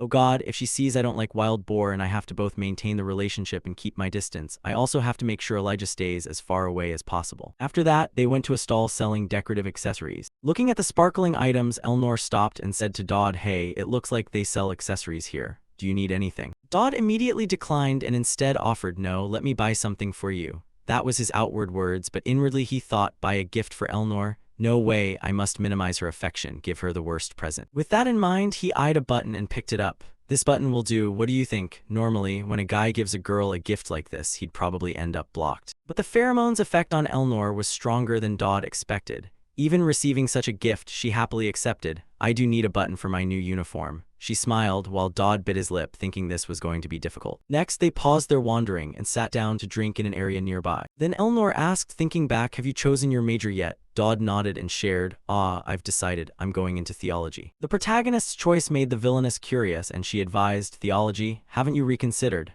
With your talent, it would be a waste not to join the Knights department. No, there's something I want to study in theology, Dodd replied, thinking there was a reason for his choice. My life and the downfall of the Holy Knightess are necessary for my survival. They are crucial to achieving the outcome I want. It's about the secret organization's event, an event that will happen in the future. The chapter's boss is particularly weak against Holy Knights. Opposite him, Elnor grew even more curious and asked, something you want to study? Dodd answered, to protect what is precious, one must study there. Elnor asked what Dodd wanted to protect. Hearing this, Dodd turned on his acting mode. His face grew thoughtful as if recalling something. Since I was a child, I've wanted to protect that. Across from him, Elnor asked if it had anything to do with why he was so involved with me. Yes, it does, Dodd nodded. Before he could explain further, Elnor interrupted him. I know the Tristan family curse well. I'm talking about the curse that turns all our members into lunatics. Hearing this, Dodd shrugged and asked, isn't the only way to stop it through mental training? Dodd's words made Elnor's eyes grow cold. She stared at the protagonist and said in an icy voice, you know how to deal with it. To that question, Dodd had no intention of hiding anything, so he said plainly, the angel's blessing is a miracle where two archangels grant their blessing to a person, or so they say. The villainess nodded in agreement with Dodd's solution. Yes, it's that difficult. So even though the Tristan family has achieved much, we still fear it. Then how can you be so close to me? Why are you always present when someone tries to assassinate me? What are you exactly? Back to Dodd, he fell quiet for a moment, then answered, the thing I want to protect is you. At those words, Elnor's shoulders trembled slightly. She asked, what am I to you that you must protect me? Dodd replied with firm conviction, if I can't protect you, I will die. Yes, I have no other reason. Elnor brushed her hair and forced a small laugh. I knew it. But you really are strange. Dodd exhaled heavily and complained, I've said it many times. I told her the whole truth without hiding anything. Hopefully this will satisfy her curiosity. Dodd prayed inwardly and at the same time elsewhere. Dodd's double and Elijah, each holding a glass of wine, descended to the basement where countless monsters used for experiments were kept. They walked in silence. For Elijah, Dodd's behavior seemed a bit different today. Is he angry with me? Why isn't he talking? To break the silence, Elijah spoke up. Why are we going to the basement? Behind her, Dodd remained silent. This made Elijah feel even more awkward. I should get closer to him to learn more about the Tristan family. I don't know what to do with someone like him. I know nothing about men, it's maddening. She looked around and frowned. What kind of hellish place is this? It's full of living monsters. It seems they're used as experiment subjects for students.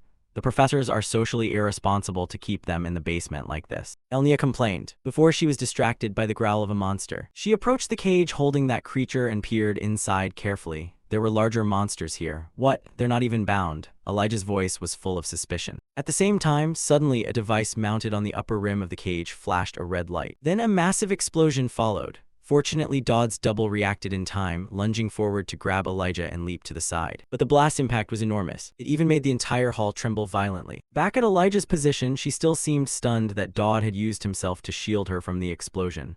Why? Elijah asked without thinking. It's my job, Dodd replied coldly. Right after saying that, he fainted and collapsed to one side. Huh, what do you mean, Dodd? Elijah called out, but before she could call again, she sensed murderous intent aimed at her. It turned out that because of the explosion, the monsters kept for experiments had escaped. Their eyes glowed red and their gaze, full of brutality, fixed on Elijah. Yet Elijah showed no fear. She grabbed a length of iron strewn on the ground and spoke up. Anyway, thank you for protecting me. Now it's my turn to protect you. Turning to Dodd's location, he received a system alert. Main monster task has appeared. Suppress the situation quickly. If casualties are too high, you will suffer severe script penalties. Reward exclusive equipment crafting materials. Seeing this notification, Dodd didn't hesitate and stood up immediately. I have work to do, Guildmaster. I need you to find one of the wardens. Behind him, Elnor didn't yet understand why Dodd reacted that way and wanted to ask. However, our protagonist cut her off with a serious expression. Please, we have to protect the students. With that, he sprinted down toward the lower basement, recalled his double, and called to the swordswoman. Elnor, in front of the recently released monsters, asked, is that all there is? Meanwhile, Elijah, armed only with an iron rod, had taken down all the monsters that attacked her without injury. Seeing Dodd approaching, she breathed a sigh of relief. You're awake? Thank heavens, but I missed a big monster. It's probably somewhere on the first floor. We can stop it quickly. I think I'll rest a bit. At this, Elijah's body wavered and she had to force herself to steady her stance with the iron bar. Although she defeated the monsters, she seemed nearly exhausted. Back to Dodd's perspective. Hearing this, he deduced the escaped creature must be the bear from before. The script priority is paramount now. If we fail, I'll face heavy penalties. I must prevent that. Cut to the main banquet hall. As Dodd suspected, the escaped monster was a huge, ferocious bear. It was trying to attack the freshmen, but a man among the group quickly used his magic to form a barrier enclosing everyone. Hold out until the professors and knights arrive. Make sure the barrier doesn't break. No sooner had he finished than the giant bear roared in fury and slammed its massive paws against the barrier, creating spreading cracks in all directions. In another corner of the hall, Elnor watched the beast anxiously and said, currently neither the headmaster nor Professor Conrad are here. In response, the warden beside her shook his head. Then we cannot lose the angel's blessing. His words angered Elnor, who retorted, you call yourself a warden? There are still students here. The warden shrugged, not taking it seriously. Such remarks are heavy coming from a professor. Miss Elnor, a high-tier barrier like the angel's blessing isn't something just anyone can use. The knights will arrive soon. Let's wait for them. This is why I tried to stop them experimenting on those monsters. I knew we shouldn't have given that authority to the Tristan family. Beside her, Elnor could only grit her teeth, but at that moment, Dodd suddenly darted past them both like a gust of wind. He even snatched the warden's necklace and shouted, I'll handle this. From behind, the warden's eyes widened as he asked, who was that? Give it back at once, he's just a student. Do you even know what the angel's blessing is? Ignoring his shouting, Dodd quickly pulled out his censer and tossed the necklace inside. The system immediately confirmed. The supreme holy relic has fused with the warden's bead chain. Skills unlocked. Asceticism, holy shield. Danger detected. Each threat is life-threatening. Desperate survival activated at rank S. Dodd then launched into a long slide, rushing past the giant bear toward the man casting the barrier. Seeing Dodd, the man anxiously said, wait, why aren't you running? In response, Dodd urged, I'll stall, get the students out of here. Then he turned back to face the giant bear, which was winding up a massive paw to strike him. Without hesitation, Dodd used asceticism to convert all secondary attributes into physical strength. Next, Dodd activated Holy Shield. A radiant crucifix symbol appeared before him, shining brilliantly. Then the phantom image of two pairs of wings manifested, enveloping him and forming a protective barrier. Thanks to it, the bear's heavy strike could not reach Dodd. Around them, guests witnessing the scene gasped, is that the angel's blessing? How can an ordinary student use that? Elsewhere, the warden tore at his hair and cursed that fool. Does he know even official wardens must undergo countless prayers to use it? Back to Elnor's viewpoint, she had been ready to charge forward with her sword, but when she saw that skill manifest, her feet suddenly stopped. After everything that's happened, I'm not surprised anymore. I've seen him hide so much. These thoughts raced through Elnor's mind. Not knowing whose side the warden was on, she heard him bitterly say, why couldn't that stupid monster break a simple barrier? And a student was the one maintaining it. His words annoyed Elnor, who turned and snapped, are you really a professor? You won't even help. What are you doing? By Elnor's count, Elijah had just arrived after a short rest. She immediately dealt the warden a chopping strike to the neck, knocking him out. Sorry, student council president, he was useless to us. Ignoring Elijah's action, Elnor asked, why were you late? I was unconscious in the basement. I just came up. At that, Elijah's body began to tremble as if still not fully recovered. She looked ahead and said, forget that, Dodd. Did he really dare to use the angel's blessing right here? He's not even a warden. They say it takes at least 10 years of training to use it. How could this happen? Elijah's voice was full of disbelief. Elnor stood beside her, and hearing this, she recalled what Dodd had told her over tea. 10 years before holy power can be wielded, Elnor's expression grew complex. And with just a glance, Elijah seemed to guess what she was thinking and continued.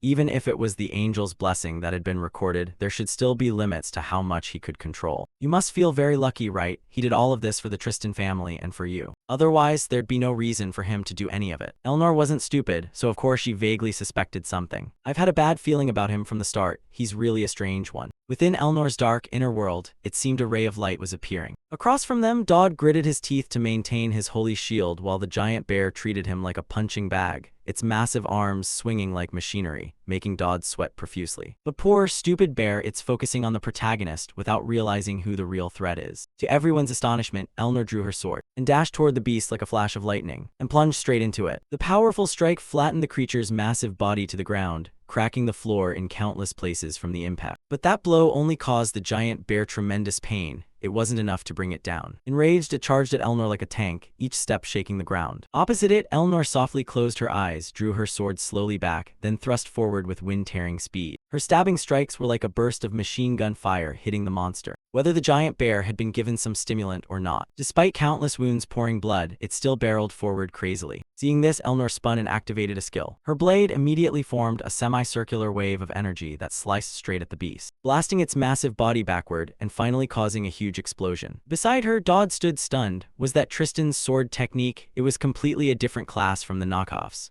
Wait, something's wrong. In the original work, Elnor was never involved in events like this. As if to confirm the situation, the system announced, main objective complete, defeat the monster with no casualties, achievement unlocked.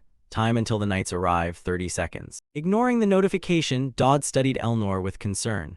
All the professors who justified experimenting on live monsters were supporters of the Tristan family. If Elnor got involved, it would essentially be admitting her family's wrongdoing. Elnor wouldn't care about political maneuvers, so why is she helping us? I don't understand. We must finish this mission quickly. Politics can wait. Elnor gently sheathed her sword and murmured, "It's over." But things always hold surprises. At that moment, Dodd's eyes went wide and he shouted, "Princess, behind you." Following Dodd's gaze, Elnor saw the giant bear's body surge up from the flames, swinging its bony arm straight toward her. Like a natural reflex, Dodd immediately lunged in, activating his holy shield to block the blow for the villainess. However, faced with a full force strike, Dodd spat blood and fainted on the spot. Time quickly passed. Dodd woke up to find himself in the infirmary. A voice beside him said, "You're awake." Hearing that, Dodd hurriedly asked what happened to the monster and Elnor. Explaining, the blue-haired girl calmly read and said, "The monster was defeated and Elnor is fine. Of course, the other students are alright too." This answer surprised him considerably. After speaking, she closed the book in her hands. She was Prime Minister Adelante. And of course, our protagonist quickly recognized her identity, Adelante, the immortal who had lived over 1,000 years. Why would someone like her come to see me? Because I used the angel's blessing? Dodd wondered inwardly. Unaware of these idle thoughts, Adelante spoke up. "I haven't had a chance to talk with you since the freshman confrontation.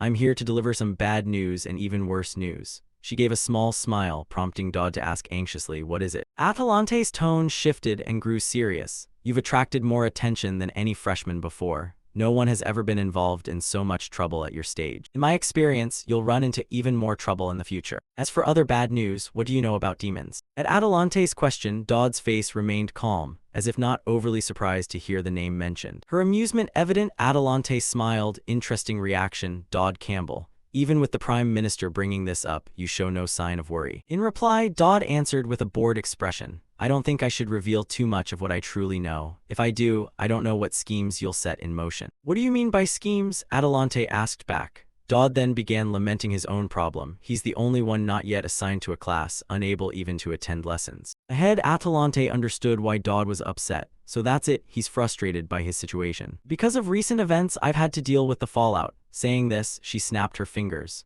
Immediately, a pitch-black space enveloped them, ensuring no one could overhear their next conversation. Atalante's voice then grew very serious. "You may not realize it, but the ruling powers currently lack strong control over our society. This is a bad time for them. They'll do anything to recruit talented individuals, even if it means dragging them up from hell." Hearing this, with his gaming experience, Dodd immediately grasped what she was referring to and continued. "The tribal alliance coup, the power shifts within the Holy Empire, and the succession to the throne. Aren't all the recent incidents caused by these?" Atalante couldn't hide her surprise at how clearly Dodd spoke, yet she nodded in agreement. "You're right, the Golden Triangle may seem like friendly neighbors on the surface, but beneath that veneer, there's fierce competition to capture talent. Most students wouldn't care about this." Adding on, Dodd said indeed, and that's why the entire continent is affected. All the incidents you're involved in have surely attracted their attention. Although things have happened, they've taken no action. That makes no sense unless someone is deliberately controlling the information flow. To Adelante, hearing this from our protagonist, she was even more surprised to realize Dodd was astute about politics as well. Unaware of Adelante's thoughts, Dodd continued the topic. So if I draw their attention now, it'll be very dangerous, right? A cold voice answered Adelante. Yes, the world will be destroyed. As she spoke, the ground beneath them shifted, revealing a scene of countless houses below swallowed by seas of fire. Then Adelante produced a sheet of paper with a strange symbol printed on it and asked, "Do you know this seal? This is exactly why I asked you about demons." On the other side, of course, Dodd was familiar with the mark. It was the seal of the Purifiers. The Purifiers were a cult that worshipped demon gods and operated in the shadows, a group with a single goal, to summon demonic deities to destroy this world. Both Elnor's failed assassination and the monster escape were suspected to be their work. Both were plots aimed at the Tristan family. There's no guarantee it won't happen a third time, Atalante said calmly, while Dodd wondered aloud why she was telling him this. To Dodd's remark, the female professor offered little explanation. Instead, she took out a black card with white markings and handed it to the protagonist. "I can't tell you why, but I want you to take this." Seeing that, Dodd reached out and took the card. He recognized it, the interdynastic key, a relic that broke rules and could open a door to another world. From Atalante's perspective, seeing Dodd neither astonished nor inquisitive, she said, "Judging by your face, I'm sure you know what it is, right? Keep it safe and show me how far you can go. If I'm pleased with your progress, I'll give you more gifts. This conversation must remain secret." With that, Adelante snapped and lifted the darkened space. Dodd hastily promised he would not breathe a word about their talk. Afterwards, as she poured herself a cup of tea, Adelante seemed to recall something and asked, "By the way, how are you getting along with the warrior candidate and the Tristan heiress lately?" Her question carried an implication that made Dodd frown. He didn't understand why she asked, but he replied, "We're fine." Adelante smiled back. "I hope you stay that way." "Why is there a reason I should?" Dodd asked, curious. Atalante's smile widened until her eyes nearly closed. "Yes, if you don't, the world will be destroyed." "Again, why is the world so easily destroyed?" Dodd shouted. Atalante burst out laughing at his reaction. "Ha ha, I'm not lying. After all, the final objective of this plan can only be achieved through the three of you," she mused inwardly. Time passed quickly. Dodd looked at the black card in his hand and sighed with heavy respect. "Phew, Apocalypse, I'll think about this later. I can't believe she gave me this. This item shouldn't be obtainable by a player. Something's definitely wrong with the main script." A sense of unease began to creep into the protagonist's mind. But before he could dwell on it, Professor Conrad's voice called from behind. "Oh, there you are. I've been looking for you, Dodd Campbell." Hearing this, Dodd turned and replied, "You were looking for me. Is something the matter, sir?" As he spoke, he hastily hid the black card behind his back. Meanwhile, Conrad seemed aware that Dodd was worried about not being assigned to a class, so he came to resolve the issue. "Even if you haven't been placed yet, I can't let you skip school forever. This is your temporary assignment. Starting tomorrow, you'll study with these people." As he spoke, he tossed a sheet of paper to Dodd. After glancing at it, Dodd's eyes widened. He realized he would be placed in the same class as the two people he least wanted to be entangled with. First, Class President Elnor Aaron Tristan and Vice President Elijah Chrisinax. Seeing those two names, sweat broke out on Dodd's face immediately. "The apocalypse is coming," he shouted. Back to Dodd, he could only sigh inwardly. They'd been like this for a while, and thanks to them, all the attention was on him simply because he stood between the warrior candidate and the Tristan family. "Whatever, focus on my own business." He said this while checking the system screen. Elnor's trust in Dodd had shifted from trust level 5 to favor level 1. A reward was ready to claim. "Nice," Dodd shouted and hurried to check the reward. The system displayed, Tristan Sword Technique Basic, 58% effectiveness, sword technique of the prestigious Swordmaster family. The user can apply this effect effectively with any weapon. Basic Deep Breathing Technique, a breathing method that pushes the body's endurance and stamina to the limit. This skill enhances the effectiveness of Tristan's swordsmanship. Reading that, Dodd stroked his chin in thought. Both skills complement each other through physical enhancements. This might be one of the best skill combos. The only person who could combine both skills effectively was Elnor. The reason she became a boss was her extraordinary use of the 1-4 division technique. Thinking that, he glanced at the info screen for Elijah. Elijah Chrisinax's curiosity level 5 rose to interest level 1. A reward was ready to claim. "You have received Elnor's Demon Law skill. Use your influence to act against the virtuous individuals connected to you. The following individuals will be forced to accept a request from you. Keep your allies close and keep your enemies even closer. The higher your influence level with virtuous individuals, the greater the valuable rewards. If you can minimize the virtuous aspects, you may receive larger rewards. Back to Dodd, the cryptic description left him puzzled. What does this mean? Can I earn rewards by turning good people bad? He wondered. Time passed quickly, and the scene shifted to some forest. At this time, Dodd's class had gathered here. Seeing everyone present, Professor Conrad raised his voice. Welcome, you bunch of chicks. In Survival 101, we'll train essential survival skills. If you don't want to die in a dungeon or ruin, you'd better prick up those ears and listen. Today's task is simple. Go into the forest and bring back what you think will interest me. You have 10 minutes. In response, someone in the student group raised a hand and asked, Sir, are there no grading criteria? Answering the question, Professor Conrad smiled and shook his head. No, it's arbitrary. The student council president and I will grade. Good luck. Up front, of course, the students couldn't accept such subjective grading. Voices of protest rose immediately. That's unfair, sir. Hearing this, Conrad had no intention of changing his decision. He even barked at them. Life is mainly experience. You chicks start in 5 minutes. So there was no alternative. The students split into groups and discussed what to collect for the arbitrary teacher. While they debated, Dodd withdrew to a corner and pondered the skill he'd received as a reward. Keep allies close and enemies closer. What does that mean? How could I turn good people into bad? Dodd wondered. But before he could think of an answer, the swordswoman Elijah approached and asked Dodd, do you want to team up with me? The offer surprised the protagonist, who asked back, shouldn't you be teaming up with your friend? Come on, we're friends too, why don't we work together? Elijah said with a smile. Dodd inwardly grumbled, join the protagonist's team. No, if that happens, I'll just be in the way. Turning to Elijah and seeing Dodd not answer, she fiddled her fingertips together and gently asked, what's wrong? Not feeling well today. The reply was a cold expression from the protagonist. No, it's just that we're not that close. His words froze the smile on Elijah's face and it vanished. Then, whether out of irritation or not, the heroine turned and walked away. Too bad, fine. Not far off, the nun watched this with some concern for her friend. Meanwhile, Dodd glanced at Elijah and thought, that sounded harsh, she looks upset. As he thought this, a long-haired guy came to bother Dodd. Dodd Campbell, what's your relationship with the warrior candidate? Hearing the call, Dodd looked up and quickly recalled the information about the person standing before him. Talion Armand. He was the second best in the class after Elijah. Later, he also became a mid-tier boss in Chapter 1. Any problem with him? Dodd wondered, then answered aloud, just acquainted. Talion's face grew angrier and he said coldly, there's been a lot of unpleasant talk about the outcome of that fight. Why do you keep dragging her into it? At the same time, a notification appeared, reminding the protagonist that Elnor's demon law had ensnared a virtuous person drawn in by your reputation. Reading the notice, Dodd began to understand how it worked. A gleam appeared in his eyes as he realized a state had been updated. Seems I met the condition by making him angry, huh? Since he'll be a sub-boss later, I might be able to use him. He also triggered Elnor's demon law. Unaware of Dodd's schemes, Talion ground his teeth and demanded, tell me the truth, was that fight fixed? You can't hide it from me. Dodd stood, leaned in, and whispered into his ear with a loaded tone. Yes, it was fixed.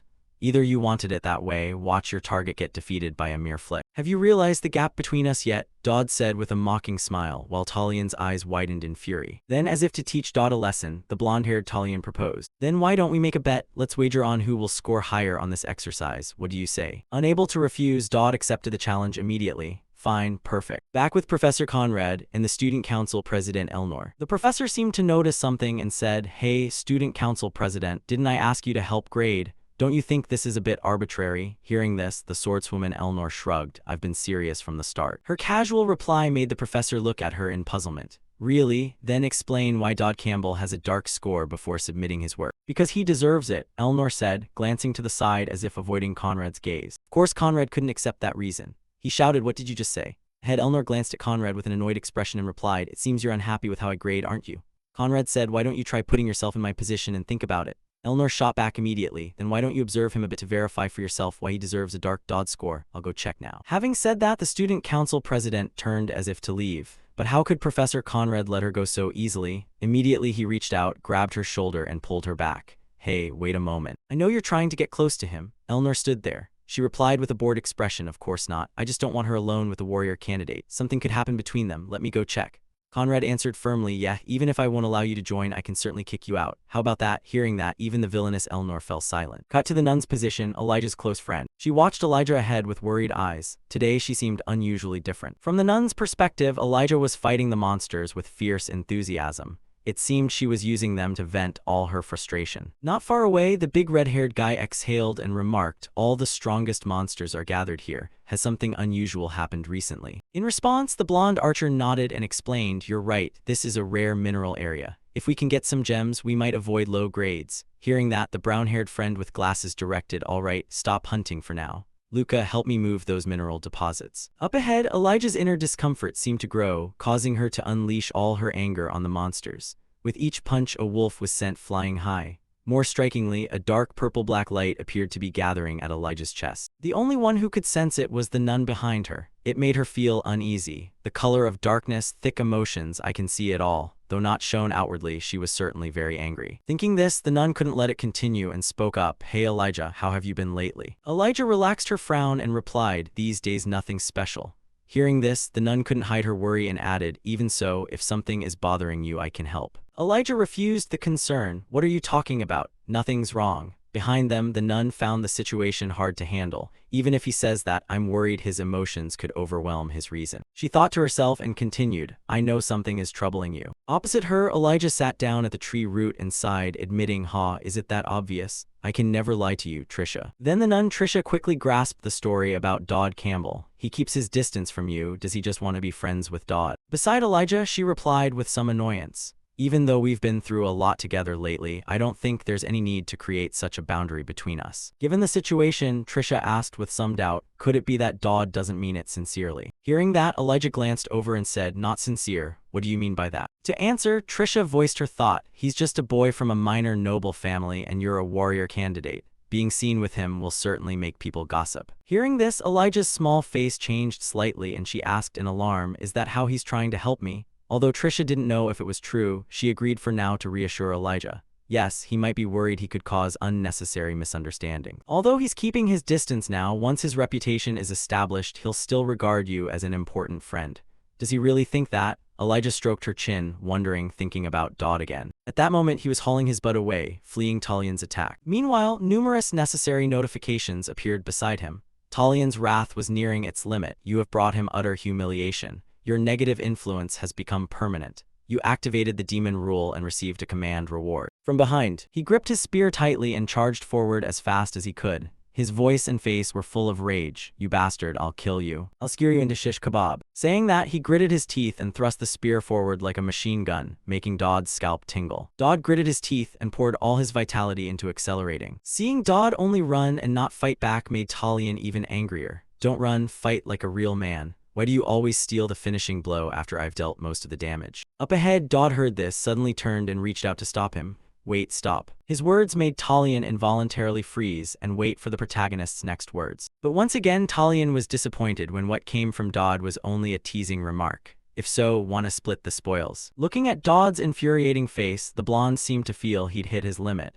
He slowly pulled the spear back and got into a throwing stance. Mana gathered at the spearhead, causing bolts of lightning to crackle outward. Then, without hesitation, Talian put force into his arm and threw hard. The spearhead sliced through the air and shot forward. However, it hadn't flown far before it collided with some sword. The spearhead split in two by the blade. The surprise left Talian stunned, while the protagonist forgot all about fleeing. Turning to see who had intervened, it was none other than Elijah. Don't touch my friend, she said coldly. Seeing Elijah appear made Talian go dumbstruck, and he greeted, Elijah, long time no see. This must be our first meeting since the monsters ran off. In response to that well-meaning remark, Elijah lunged forward, pressing the sword at Talian's throat and warning, wrong, this is the first time after you lost to me. Beside her, Dodd watched this sweating, silently wondering where on earth she had come from. Back to his perspective, staring at the blade at his throat, he forced out, haha, it's so good to see you again. Elijah didn't intend to waste time on meaningless greetings and snapped, what were you trying to do to Dodd just now? Don't tell me you were harassing him.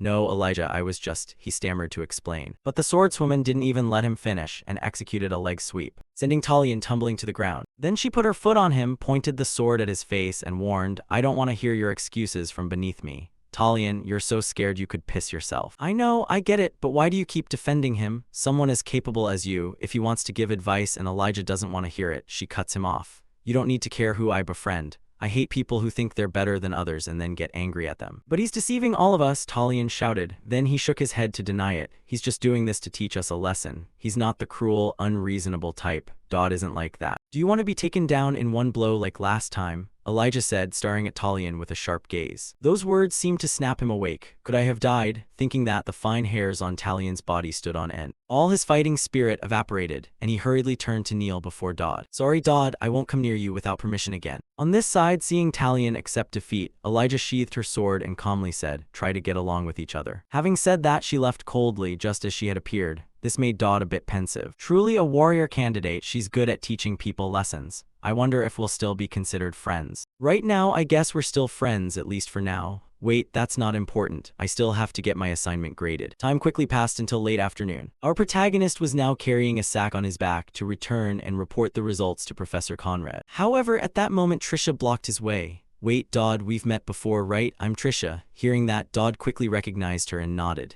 Oh, you're Elijah's friend, I remember now. After saying that, Dodd sighed inwardly. In both the original story and now, she always prolongs the conversation. Unaware of Dodd's thoughts, Kissa got straight to the point. Yes, I have something to ask. This might be a bit troublesome, but Elijah. At that, Trisha's voice stopped when she noticed the protagonist walking off ahead. Dodd waved and said, let me get my grade first. Oh, all right. Kai replied, watching the protagonists retreating back, unable to hide the worry on his face. He had Elijah fight Talion. Usually she'd try to talk things out instead of drawing her sword immediately. That's the real problem, Dodd. Back to the protagonist's perspective. Just after he returned to the gathering point, he was overwhelmed by the sight before him. The ground had cracked into many pieces, while Council President Elnor lay with her arms crossed like a dead fish.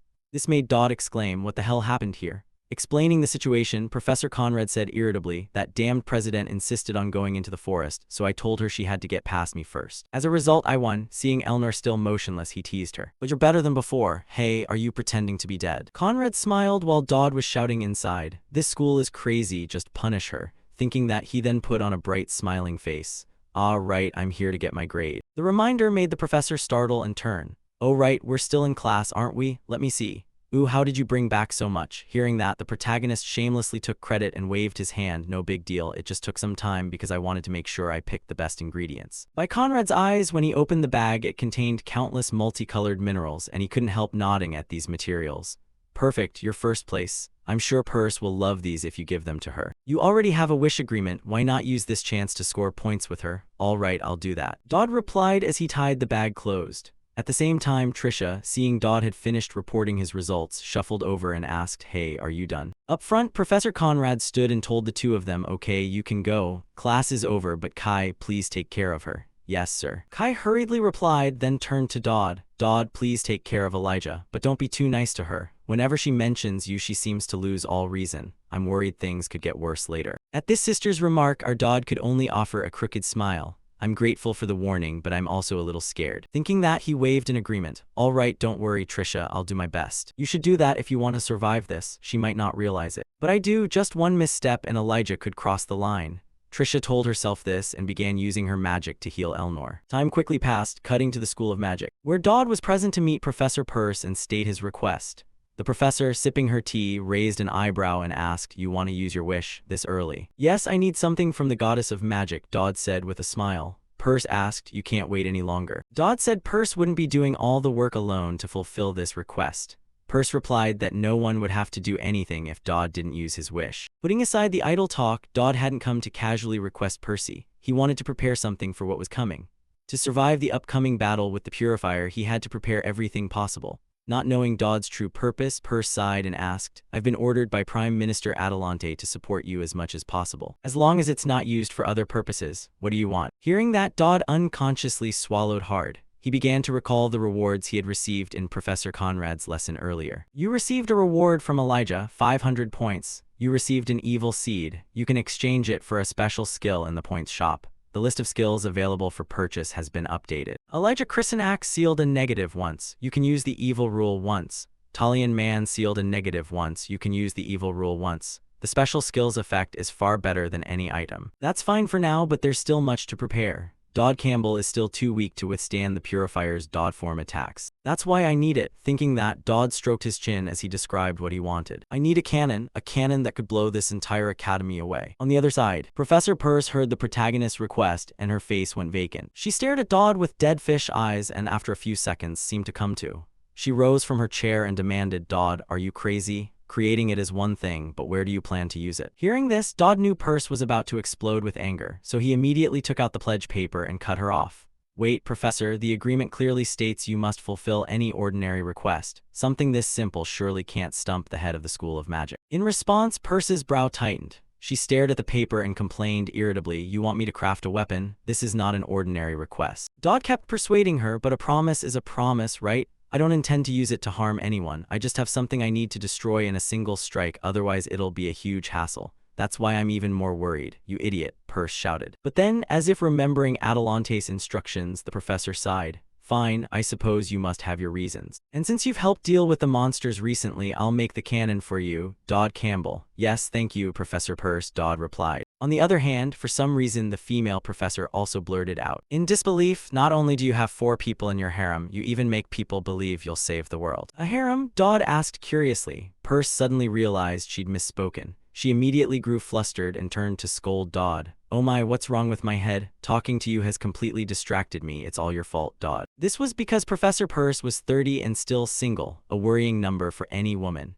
Seeing the professor panic, Dodd hurried to reassure her. Please calm down, I have another request in my wish. The professor also promised Elijah and me that she'd give each of us an item from the Phantasmal Archive. Can I receive it now? Time passed quickly. Dodd walked down the corridor thinking about what he needed to do next. Good, so I've been permitted to make the cannon. Now I just need to gather the materials to make it. I can collect all those materials with the interdynastic key. It seems everything is going according to plan. At that moment, an orange-haired man dressed like a noble, carrying a cane, stood before Dodd and called out, Hey kid, you're Dodd Campbell, right? Hearing someone call him, the protagonist looked up and answered, Yes, that's right. Across from him, the stranger smiled when Dodd confirmed and continued, I didn't expect to meet you here. What a coincidence. My name is Galdier Riverback. I'm from the Purifiers Charity Fund. Facing Galdier made sweat bead on Dodd's face because he quickly recognized who this man was. What a farce. That fund is just a front for money laundering. Galdier Riverback is the chapter's final boss, also known as the Purifier. He is the leader of the Scorching Flame. Unaware that Dodd fully grasped his identity and background, Galdier still smiled and handed him a business card. I've heard some rumors about you. You stopped a monster from escaping all by yourself, didn't you? That's not something an ordinary person could do without courage or extraordinary skill. Truly impressive. Whenever I meet an extraordinary student like you, I wonder what their future will be. I'd very much like to have dinner with you. Are you free? I also very much want to talk with you. In response, Dodd naturally didn't want to chat with a chapter boss, so he brushed it off. I think now is enough time to talk. After saying that, he silently pondered the plot in his head. In the original story, this guy should approach and bother Elijah. So why is he coming to me? Don't tell me this system considers me the protagonist. No, no way. The more he thought, the more confused Dodd became. He scratched his head and said, I'll think about it. Across from him, Galdier took Dodd's confirmation as agreement and turned to leave. Meet me at Sunset Eye in 3 days. I'll be waiting. Seeing him decide unilaterally like that, Dodd silently cursed his ancestors 18 generations back. Hey, I said I'd think about it. Damn it. He then glanced at the shiny business card. Its gilded sheen nearly blinded him. Good grief, my eyes hurt. Fine, I'll go, the protagonist complained inwardly. In truth, I have no way to avoid this event. As before, things are either on or off. What I can do, what I know, what I don't know, and all the risk factors. If I consider everything in this situation, defeating the Purifier isn't impossible, but I still don't understand why I have to take Elijah's role.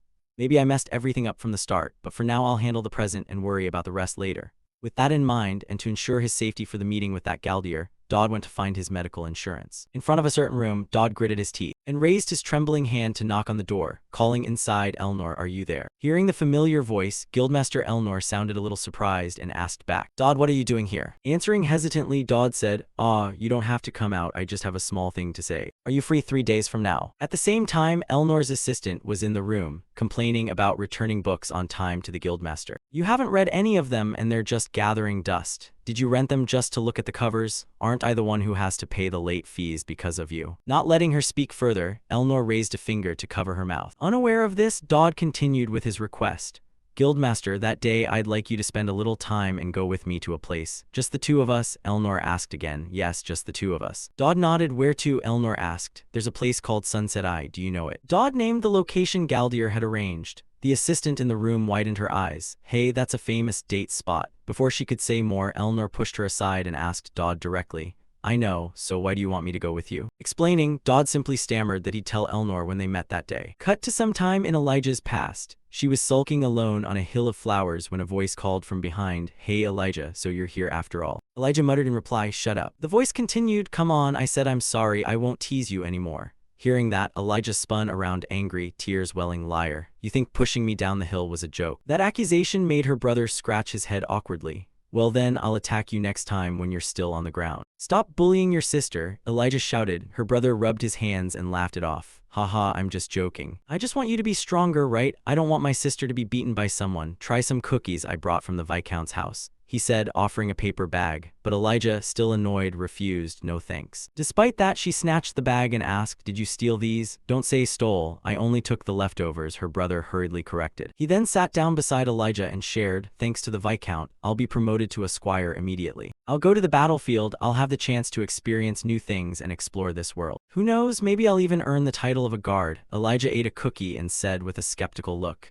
"Yeah, keep dreaming. A guy who bullies his sister all day can't possibly become a guard." "Hey, who says people have to stay stuck in one place forever?" their brother said gently, and sensing some worry, Elijah asked, "If you go to fight, will you die?" "If unlucky, maybe, but he's pretty good, so it probably won't happen," their brother replied calmly. Still annoyed with him, Elijah sneered, "I hope you get unlucky and die. Go ahead, you're always teasing me, bothering me, never listening to our parents, always taking your sword to fight. I wish death were waiting for you." She thrust out her tongue. To that, their brother simply smiled softly and affirmed that if he became a guard, he'd always be there to protect her. Back in the present, Elijah was sleeping in her room when she was suddenly woken by someone calling. Though a bit tired, she got up, opened the door, and asked the person outside, "What's the matter?" The visitor was none other than Dodd. He awkwardly scratched his head. "Sorry. I'm from the countryside, so I'm not used to things here yet. About what I said about not being friends with you, I'm sorry," he said as he offered the bag in his hand.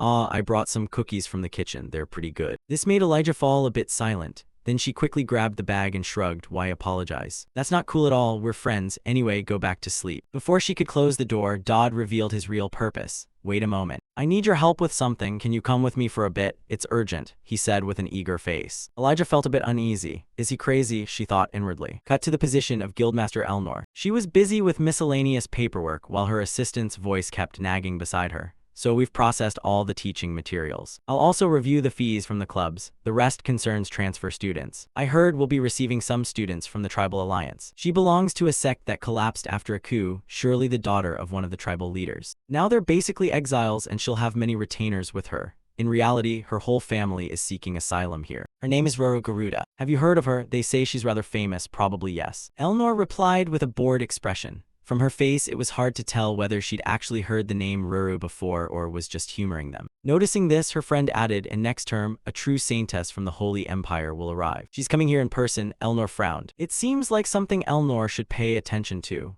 In response, the assistant elaborated that people said a delegation would accompany her, but given how things were being handled, the rector had likely used some of his influence. Cut to Elnor's perspective. Naturally, having two important newcomers join the academy left her a bit weary.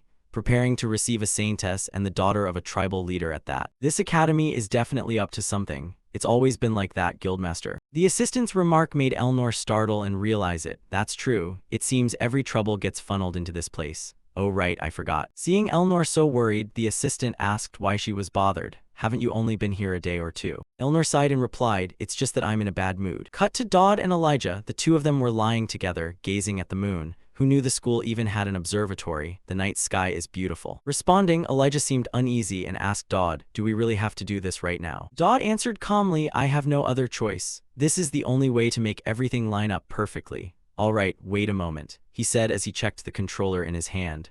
At the moment, both of them were lying in the cradle of something that looked like a catapult. And it truly was a catapult. "With the catapult I got from the observation storage, I can reach that place. Although it's an area for high-level players, I have the secret card the rector gave me." Thinking so, he pressed the button on the controller. And immediately, the catapult flung both Dodd and Elijah high into the sky. "What the?" Elijah screamed, feeling betrayed at being left uninformed. But she didn't stay scared for long. Dodd loudly called out, "Elijah, focus, open your eyes." Before them now hung a red spatial gate. Dodd took out the black card Adelante had given him and explained, "This is the spatial link gate. We're about to step inside. Don't worry, Elijah, it might be a little dangerous." Hearing that, Elijah couldn't help but feel anxious. But an image of her brother suddenly flashed through her mind. His voice seemed to echo in her ear. "Hey, why are you crying? What are you scared of? Look at me, Elijah." That memory steadied the swordswoman's expression. Then the two of them flew into the spatial gate. The gate vanished from the night sky as if it had never appeared. Inside the gate was a space with a deep purple sky. Countless large rocks floated everywhere. Dodd and Elijah stood on one such rock. Dodd warned, "Hey, we don't have much time. This is interrealm space. Don't touch anything. It can be very dangerous." Then Dodd leapt off his rock, startling Elijah into shouting, "Dodd, what are you doing?" Explaining his action as he swooped, Dodd said, "Don't worry, gravity here is unstable. Anyway, we need to get a little higher."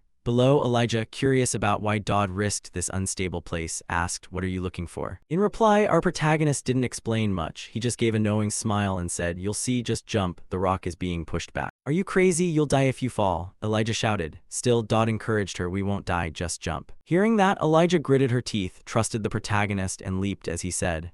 As a result, she fell straight downward. This left Elijah stunned and panicked because it seemed completely different from what Dodd had said. Am I falling? While terrified, an image suddenly flashed through Elijah's mind. The surroundings were a sea of flames. Little Elijah trembled, clutching a sickle and wearing her blood-stained night clothes. Ahead, her brother shouted, "Elnor is in danger here. We must run out the back door and get to the granary at once." From behind, Elijah replied, trembling, "Are we going to leave mother and father behind?" Her brother answered with a resolute face, "We have to go now. I'll take care of mother and father. If you see any harbinger of the end, just run." But before he could say more, little Elijah grabbed his cloak tightly and sobbed. "What about him?" "Mother and father are gone. I'm not stupid. Mother and father are gone. It's just the two of us left. If you die too, what will I do? That's why we have to escape together." Hearing his sister's words, the brother couldn't hold back and a single tear fell. But quickly he turned forward, hiding the weakness on his face, and gently instructed, "Idiot, if I go with you, we'll be in more danger. Besides, before I'm your brother, I'm a guard. Don't overthink it, don't worry, just run as far as you can. Don't worry, if you reach safety, we'll meet again on the hill where I always train. Answer me, Elijah." His voice was almost a shout, which frightened Elijah a bit. She involuntarily released his cloak and flustered answered, "Yes, sir." Hearing that, her brother nodded in satisfaction. "All right, stay calm. Everything will be fine. Now run, little sister. I'll be right behind you." Back in the present, while Elijah was still falling, Dodd quickly reached out his hand and grabbed Elijah's hand firmly to stop her from falling.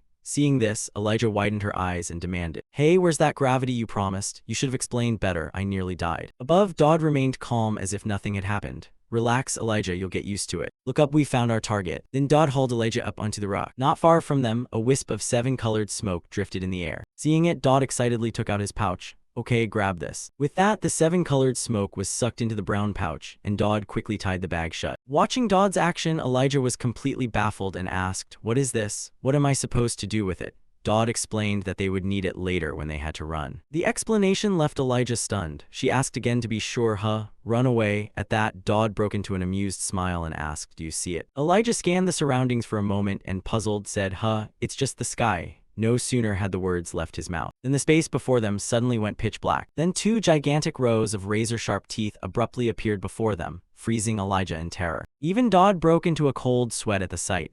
He forced out, "This is a creature of interrealm space. It looks like it's time for us to leave." From a distance, the creature attacking Dodd and Elijah resembled a giant whale, but its eyes were blood-red and its jaws packed with extremely sharp teeth. Dodd could feel that if they delayed even a moment more, he and Elijah would become that monster's dinner. He hurriedly said, "We need to make sure everything it spews is collected." Like this?" Elijah asked as she opened the mouth of the pouch, trying to inhale the strange smoke pouring from the giant fish. However, the weight of the things being sucked in made her grimace. "This is disgusting," she shouted. Instantly, Dodd grabbed her hand and lunged forward. Behind them, the giant fish gaped its massive maw as if it wanted to swallow them both in one bite. But just as the razor teeth were about to close, Dodd and Elijah shot through a spatial gate, escaped the purple sky, and landed safely on solid ground. The brush with death made Dodd sweat. "Just as I calculated, it timed perfectly with the card's duration," he thought, then asked, "Hey Elijah, are you okay? Are you hurt anywhere?" Elijah didn't answer immediately. Instead, she angrily pulled her hand out of Dodd's grip. With eyes blazing, "Don't tell me you planned all this in advance, even the escape." "Of course, everything went according to plan." Dodd smiled brightly, proud.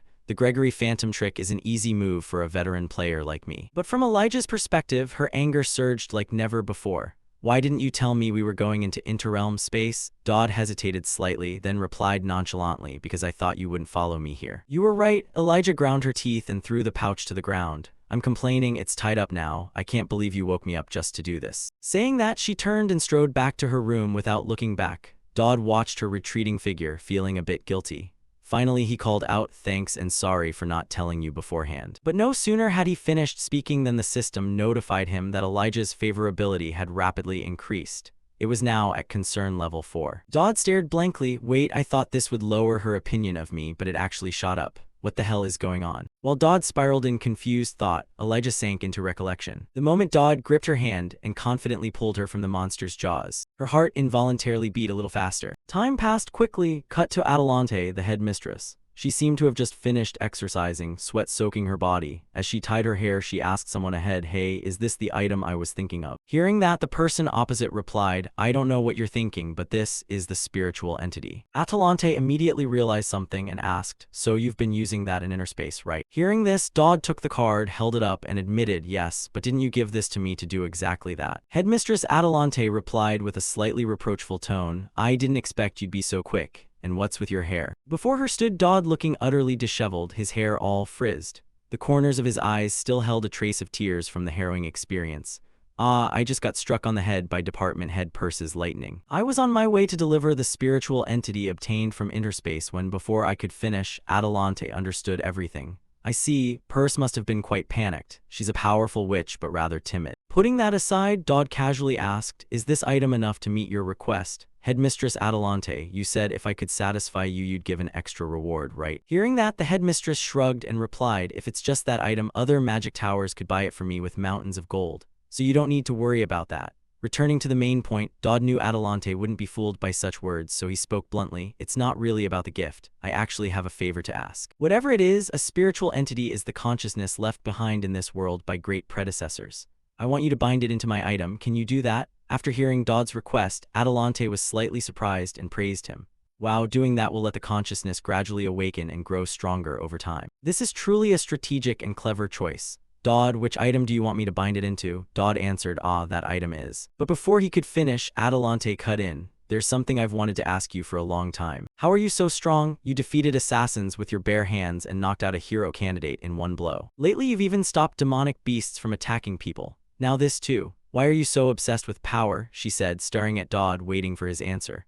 But our protagonist only fell into thought. The duplicates appearing in the main plot here are on par with demon lords, and the script's ending is closely tied to Elnor and Elijah. I've inadvertently been drawn into their storyline, so of course I can't tell her that. "That's really troublesome," Dodd sighed inwardly. Instead of answering, he reversed the question. "I have one to ask you. Why do you always treat me so well?" Hearing this from the protagonist, the headmistress asked with amusement, "What do you mean by that?" Her tone was teasing, and Dodd spoke plainly. "Actually, you have many questions to ask me. Like, how did I find the location of interspace? How do I know and understand the spiritual entities left by predecessors? How could I beat assassins, defeat the hero candidate Elijah, and stop demonic beasts? Ordinary students like me couldn't possibly do those things. I'm just a freshman. But recently, I really feel like everything in this academy revolves around me. Maybe I'm being a bit paranoid, but in every class, every activity, I sense your presence. It's like you're trying to say, do whatever you want. I'll support you from behind. You don't need to worry. So why do you challenge me yet also create opportunities to help me?" Explaining this, Atalante's tone didn't change, remaining teasing. "Honestly, I don't understand how you can talk to a headmistress like me and say things like that. It's unacceptable behavior, but anyway, you've realized it right. Why do I favor you? Could it be because I find you cute?" The unexpected answer left Dodd momentarily stunned. He began to complain inwardly. "I knew she would say that, so I shouldn't have asked. But at least she agreed to transfer the spiritual entity to me. Now I just need to nurture it to raise synchronization. The consciousness inside will awaken. If I persist in nurturing it from chapter 2 onward, it will be quite useful to me. But first I need to complete this mission." Time passed quickly into evening. The main mission was to lead a purification meeting to resolve incidents occurring at the Sunset Eye. At this time, Dodd was near the Sunset Eye restaurant area. He scanned the surroundings as if searching for someone. Just then, Elnor's familiar voice sounded beside him. "You're here." Hearing the familiar voice, Dodd turned and replied, "Head of the association, have you been waiting long for me?" "Not long, only about 6 hours," Elnor said as she casually reapplied her lipstick. She was now dressed very elegantly, her hairstyle changed, and the red dress hugged her small waist, accentuating her sultry figure. Even Dodd was momentarily stunned by her beauty. His face flushed as he thought, wait, 6 hours, so she arrived here before nightfall. Across from him, seeing Dodd's flustered expression, Elnor smoothed her hair and explained further. "That's right, full moons are rare, so I wanted to prepare everything thoroughly. This is your first time going out off campus, right?" "Yes," the protagonist admitted, but he couldn't even look Elnor in the eye like usual from embarrassment. This amused and teased her. "Why won't you look me in the eye? This is Dodd's first outing with a girl off campus. You could really call this a date. So it's understandable he's shy." Elnor reached out, took Dodd's hand, and tugged him along. "Come on, we have lots of places to go and the line's long." Soon after, the two of them arrived at the Sunset Eye restaurant. However, a crowd was waiting ahead. "Oh dear, don't push, who knew it would be this crowded," someone shouted. Seeing this, Dodd had already half expected it. As he thought, there were way too many people, will we even get in, he wondered. At the same time, Talion, dressed as staff, checked his list and called out, "Number 27, last call, if you're not here I'll cancel the reservation." Number 27 cancelled. Next is 28. Hearing that, Dodd was surprised. "Huh, that's Talion, why is he here?" Talion, seeing Dodd approach, came over to greet him. "Dodd, you remember me, I'm working here part-time. My family won't give me spending money, so I'm a bit short." His gaze shifted to Elnor. "Head of the association, you're here too." Then Talion's tone grew hesitant, as if he had a thought. "Weird, Dodd, why are you with her? What's your relationship? Is it a date?" Before he could finish, Dodd quickly denied it. He also reminded himself, sure, walking with the head like this invites suspicion. To everyone else, this looks like a date. From Elnor's perspective, unfamiliar with Talion, she asked, "Hey staff, do I get priority as student council president?" Of course, Talion replied cheerfully. Meanwhile, Dodd noticed something odd on Talion and asked, "Wait, Talion, are you wearing a necklace?" The blonde friend looked surprised but quickly took out a pendant and explained, "I'm wearing one the Purification Guild gave me. You know, it's run by Viscount Riverback." Back in Dodd's view, a notification popped up. The target control skill had been activated on Talion. Seeing that, Dodd quickly grasped the problem and urgently warned, "Right, but don't wear that anymore, and tell the other staff not to wear them either." Dodd's tone was serious, and though Talion didn't understand why, he nodded in agreement. "Okay, I get it." Returning to the protagonist, the fact that all the staff were affected by a control skill made him uneasy about this meeting. After raising enough favor with Elijah, the main scenario had shifted significantly. That means Viscount Riverback's attention would now turn to me. In short, I need to be more careful. If the script has changed, I must act accordingly. If he's targeting me, I need to prepare a counter and teach him a lesson. With that, Dodd and Elnor hurried inside the restaurant. As they stepped in, a familiar voice spoke up. Viscount Riverback was already waiting for them. Politely he greeted, "Pleasure to meet Miss Tristan and you as well, Dodd." Then the sly Viscount Riverback told Elnor, "Miss, let me borrow student Dodd for a moment. We have some matters to attend to." Hearing that, Elnor froze briefly, but she immediately refused. "No way, who gave you permission?" Before she could finish, Dodd hurriedly intervened from behind. He whispered into her ear, President, it's fine." Then he began to say something else to Elnor. It made her eyes narrow, and she turned to look at Dodd with a shocked expression. Unaware of this, Riverback gabbed on at the front. "Miss, you'll be escorted to a private room, won't take long. It seems Miss Tristan and student Dodd are quite close, aren't they? After you're done talking, follow me." He smiled with his eyes nearly closed, but there was a slyness in that grin. With that, Dodd and Elnor were led to separate private rooms. And no sooner had he sat down before he could take a sip than the old man opposite cut straight to the chase.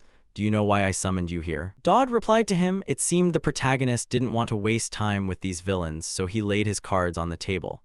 "Isn't it because you plan to cause chaos to resurrect a demon during the full moon? When security is lax, it's easy to slaughter many students, generating powerful malicious aura from blood and death and release demonic beasts everywhere. Use assassins to take out the knights, create more chaos and fear to awaken the demons sleeping in the Tristan bloodline, right? From the start, the assassinations and demonic beast attacks were caused by you, but I already reported this whole plan to the headmaster and everything has been dealt with. So what do you intend to do?" Dodd said, staring at Riverback. Riverback's eyes widened. He had no idea how Dodd knew the details of his plan. He thought to himself, what, now I understand why the seer took an interest in this one. Harmless in appearance, but with a mind deeper than venomous snakes. He's no ordinary man. Thinking that, Riverback's face tightened. But thinking of what he had prepared in advance, he regained his confidence and said, "Impressive, but my men have Tristan under control already. You didn't expect that, did you?" No sooner had he finished than Elnor burst in, sword in hand, kicking the door open. Her kick shattered the door into splinters, sharp wooden shards flying everywhere.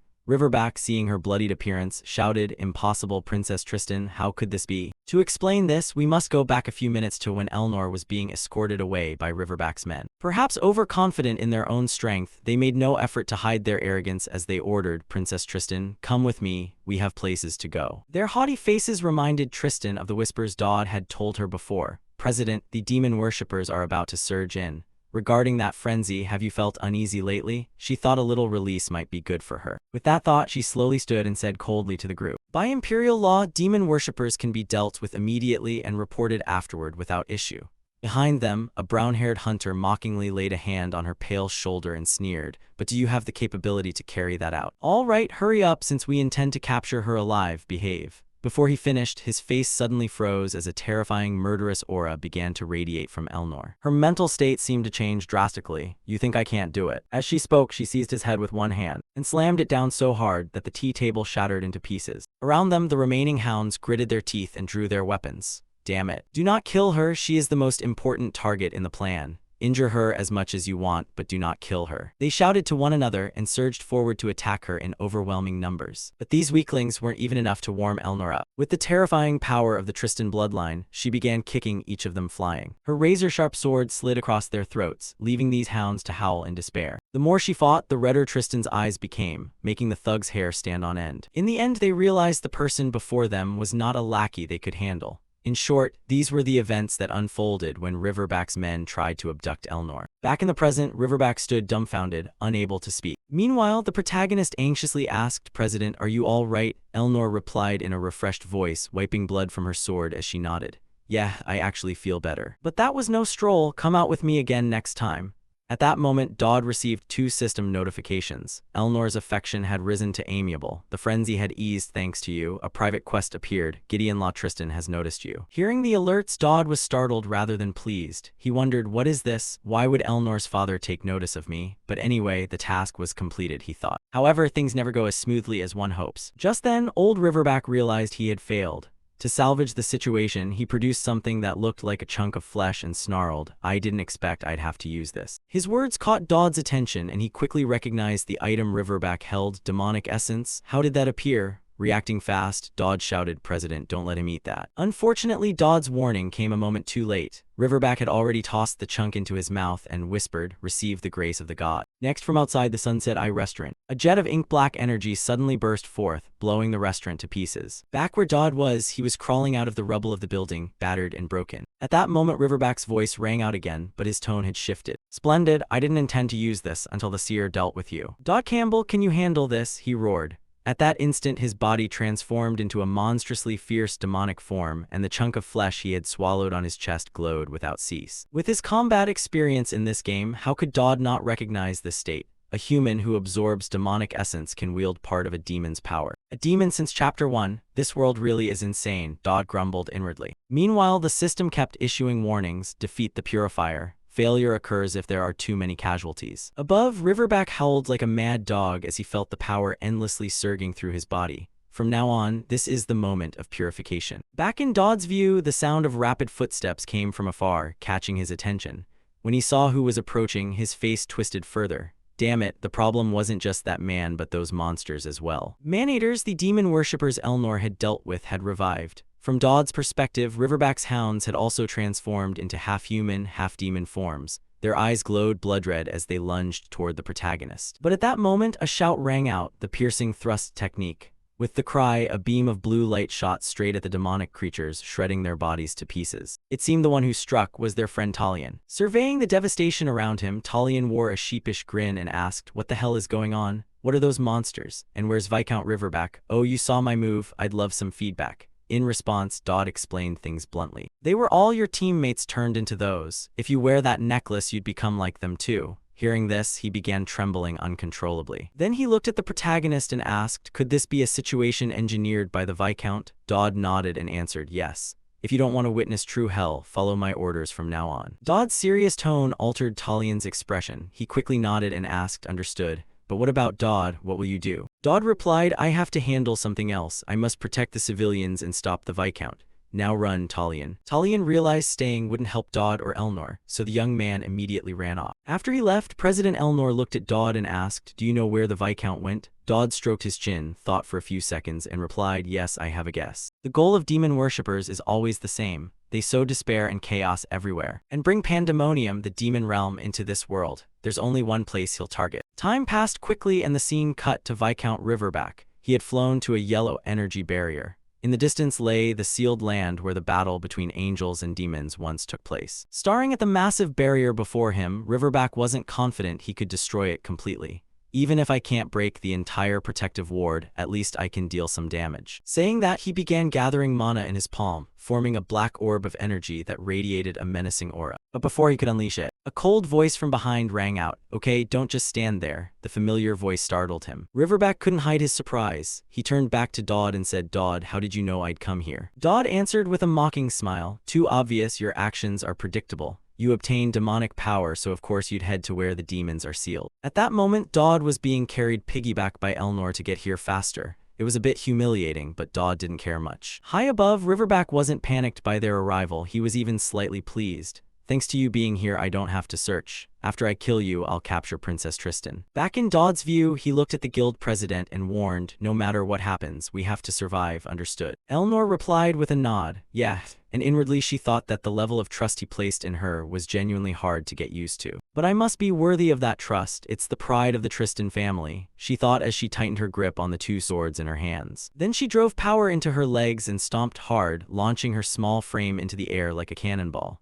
Riverback the demon was stunned, but quickly raised both hands to his chest to block. Below, Dodd seized the opportunity to act. As he ran, he shouted, President, over here. Seeing this, Riverback up above, although unclear what Dodd planned, couldn't allow him to act freely. He shouted, don't you dare touch him. Having said that, he unleashed bolts of black lightning slamming down below. Too bad for him, Dodd's incredible dodging ability evaded them all. This made Riverback's eyes widen. How is this possible? He blurted, still stunned and baffled at how Dodd avoided every attack. At that moment, President Elnor's blade edge was already closing in on him. Seeing that, Riverback hurriedly swept his arm to counter. The two devastating blows collided, creating a shockwave that hurled them both apart. Meanwhile, black lightning continued to rain from above, and Dodd could only get his ass up and run as fast as he could. Riverback grew increasingly uneasy and hastily chased after Dodd from behind. Come back and fight. Don't just keep running, Riverback barked. Right behind Riverback, President Elnor kept close, not letting up. This began to irritate the Viscount. What a nuisance, princess. After saying this, Riverback's whole body contracted slightly and released an extremely powerful burst of energy. The blast sent both Dodd and Elnor flying like trash. However, the attack was far from over. Before Dodd could regain his footing, Riverback used a skill called Shadow Fang Claw and fired a black arrow imbued with destructive power, aiming straight at the protagonist. He shouted, I will finish you off. As a result, our protagonist was struck by a bolt of lightning. That made him vomit bile from the pain. Finally, his body was blasted backward like discarded refuse. Above, Viscount Riverback saw Dodd's eyes roll back and laughed triumphantly. There are more of you here than I thought. It seems your tricks are up. Hearing this, Elnor stepped in front of Dodd to protect him. Get up and go, I'll buy you time, go now. Looking at her determined face, even Riverback was somewhat moved and spoke, You two are stubborn, Miss Tristan. To be honest, you two are a perfect match. Switching to Elnor's perspective. Just before the dangerous moment, she felt a strange thought stir within her. All this time I've only taken and never given. Isn't it time I repay at least once? She vowed silently and urged the protagonist, get up, I'll trust you to the end. Saying that, she slowly advanced. Sparks of rose-red lightning crackled from her hand gripping the sword. Meanwhile, Riverback sneered coldly, how touching. So your little strategy meeting is over, is it? In reply, Elnor asked, Viscount Riverback, may I ask you one thing? Do you think tonight that he and I make a good couple? The unexpected question left the monster's face blank for a few seconds. Then he answered, frighteningly perfect. If you make it out alive, why not consider marrying each other? His voice dripped with mockery. After receiving his answer, Elnor stamped her foot hard and lunged straight toward him. Her eyes had turned pitch black like a demon's. Immediately, Elnor drew her leg back and unleashed a kick that knocked Riverback off balance. Before he could regain his footing, Elnor launched a flurry of slashes at lightning speed, leaving the huge monster howling. Finally, Elnor unleashed a new technique. She swung her sword, releasing a terrifying surge of energy that sent Riverback flying backward. But the assault was far from over. Moments later, a powerful force struck down from the sky onto Riverback, shattering the ground around him into fragments. After that blow, the monster coughed up blood. He scanned the spot where Dodd had been and found no sign of him. That bastard Dodd, where did the rats run off to? What else are you hiding? Riverback roared in confusion and sped off in a direction, the scene cutting to the city interior. By now, the chaos Riverback's monsters caused had been eliminated by the academy professors, who had the situation under control. Professor Conrad looked around, saw no more monsters, and nodded, looks like it's all cleaned up. Not far off, the swordswoman Elijah chimed in, good thing the heads of departments were here. If even one was missing, we'd be done for. Above, head of magic purse agreed. Right, good thing we followed Dodd to follow that Roz. That guy kept telling us to just have dinner nearby. if we hadn't been present, things would have been terrible for Elnor. Could this all be coincidence? Coincidence to such a terrifying degree? The more he thought about it, the more Uncle Conrad felt suspicious. Back to the protagonist's position. His body had just recovered after the monster's attack. He thought to himself, all right, Talion, well done. Phew, that really hurt. Elnor, hang on a bit longer. Just as he thought that, Elnor's body flew past right in front of him. Behind them, Riverback's cold voice rang out, Miss Tristan. Student Dodd, you still have unused tricks, right? If you have nothing left, it's time to die. As he spoke, he fired a bolt of black lightning that pierced Dodd's body, causing fresh blood to spurt out. Everything happened so fast that Elnor couldn't react in time, and Dodd took the hit. In that moment, as she witnessed it, the scene seemed to collapse into stark black and white. Back in Dodd's view, the attack had left him in considerable pain, but it didn't seem fatal. He clenched his teeth against the pain. At the same time, the system issued a reminder, enchantment of the mind activated. The message felt fragmented, but Dodd sensed something. He hastily looked up and saw that Elnor's appearance had completely changed. A pair of demonic horns had sprouted from her head. The aura around her was utterly alien. The demon within Elnor had truly awakened. Returning to Dodd's perspective, the moment the demon manifestation within Elnor appeared, he immediately registered the situation, thinking to himself that part of the system had been disabled and some abilities were being nullified. This was an incarnation through Elnor's body, the shard of the Grey Fiend. At the same time, as if sensing Dodd hadn't been unlucky enough, the system announced, deadly charm easily attracts favor from those of evil inclination. The more extreme the inclination, the stronger the effect. With this notification, the Grey Fiend slowly descended before Dodd. She gently raised her hand to touch the spot on his chest and murmured some strange words. Suddenly, a dark energy began to gather over the protagonist's chest. It healed his wounds while leaving a mark on his chest. The system notified, you have received the Sate Seal, effects unknown. Seeing this, Dodd's eyes went vacant. He thought to himself that the time on the wound had been rewound. A being this powerful in the world being so friendly felt strange. No matter how the future changes. For now, he'll take whatever is necessary. The pressure was so intense it felt like his brain would short-circuit. He felt as if his flesh was burning from the connection to this entity. I'll copy a necessary skill right now, and I'll definitely need it later. With that thought, Dodd didn't hesitate for another second. He used the skill copy reward he'd received earlier to copy a skill from the Grey Fiend. Whether sensing this or not, the Fiend clapped delightedly. Then she said something to Dodd. When her words ended, time which had been frozen began to flow again. Above, the Fiend roared, scattering into dust. Dodd. Accompanying the shout, he unleashed a destructive bolt of lightning, firing straight downward. It caused a massive explosion. Smoke and dust billowed everywhere. After unleashing that ultimate move, Riverback himself felt a bit spent and panted heavily. However, when the smoke cleared, all he saw was a large lake shattered into fragments by the lightning strike. But he saw no sign of the protagonist. This made the Fiend mutter irritably, that one disappeared again. At the same moment, Dodd's figure suddenly appeared above him. Riverback sensed something and spun around, but it was already too late. At that instant, the protagonist's attack struck him. It sent his body flying like a cannonball, plummeting straight down. His impact immediately created a huge crater in the ground. What astonished Riverback most was Dodd's current strength. He yelled, what the hell is this? When looking at the protagonist who had just descended from above, he looked like a superhero. When he faced Riverback directly, the system issued several glaring red warnings. Emergency situation. The system assessed this as a direct life-threatening danger, applying absolute emergency level X. Activated the new skill King of Pandemonium for 5 minutes, granting absolute advantage against all enemies with demonic attributes. At this moment, through the eyes of the vassal Riverback, Dodd was in an extremely strange state. A high-level demonic aura radiated from him, and his eyes had turned completely black. Just sensing the power Dodd emitted was enough to make this big guy break out in a sweat. He screamed like a madman. How could a maggot-like creature do that? The prophecy about this word still hadn't fully left his mouth. Dodd dashed forward like a gust of wind. He landed a punch squarely on the demon's face, sending his massive body flying far away once more. Seeing this, Dodd exhaled and said, round 2, come on. In the distance, Count Riverback lay in a large crater where his body had collided with the ground. His face still dazed. He couldn't understand why Dodd's power had suddenly increased so much. He slowly sat up, glanced at Dodd as the aura emanated from him, and thought to himself, why? Using an upgraded version of the very skill I possess, the power I've twisted my body for years to obtain, yet that ragged nobody has mastered it so well. Unfair, truly unfair. The more Riverback thought, the more an invisible rage rose within him. Black chi flowed from his body with a terrifying killing intent, seeming to take on substance. The system issued a reminder to Dodd. The black mist releases demonic essence to amplify power. A dark blessing enhancing physique and resistance, reinforced with demonic essence. Then the demon Jeverbach howled like a rabid dog. He focused his strength into his fist and lunged forward. Seeing that, Dodd did the same. Thus the two charged straight at each other and threw full power punches. The instant their fists collided, a terrifying shockwave erupted, spreading in all directions. The ground cracked into many pieces as a result. Next, the demon Riverback took advantage of his long reach and reached out to grab Dodd's face to hold him while attacking with his other hand. But the male lead reacted quickly. He used his defensive skill to create 2 pairs of wings of light, blocking the black lightning from Riverback. This made Riverback's eyes widen. Holy power. How the hell can he also use holy power? Without answering that question, Dodd took advantage of his daze and lunged forward. He drove a knee into his face, making his features cave inward. Dodd's kick was so strong it sent his body flying forward and smashing repeatedly into a twin tower, then not giving Riverback a chance to react. Dodd leaped lightly and appeared directly above him. He delivered a full-force kick, launching the demon down into the launch platform he had prepared earlier.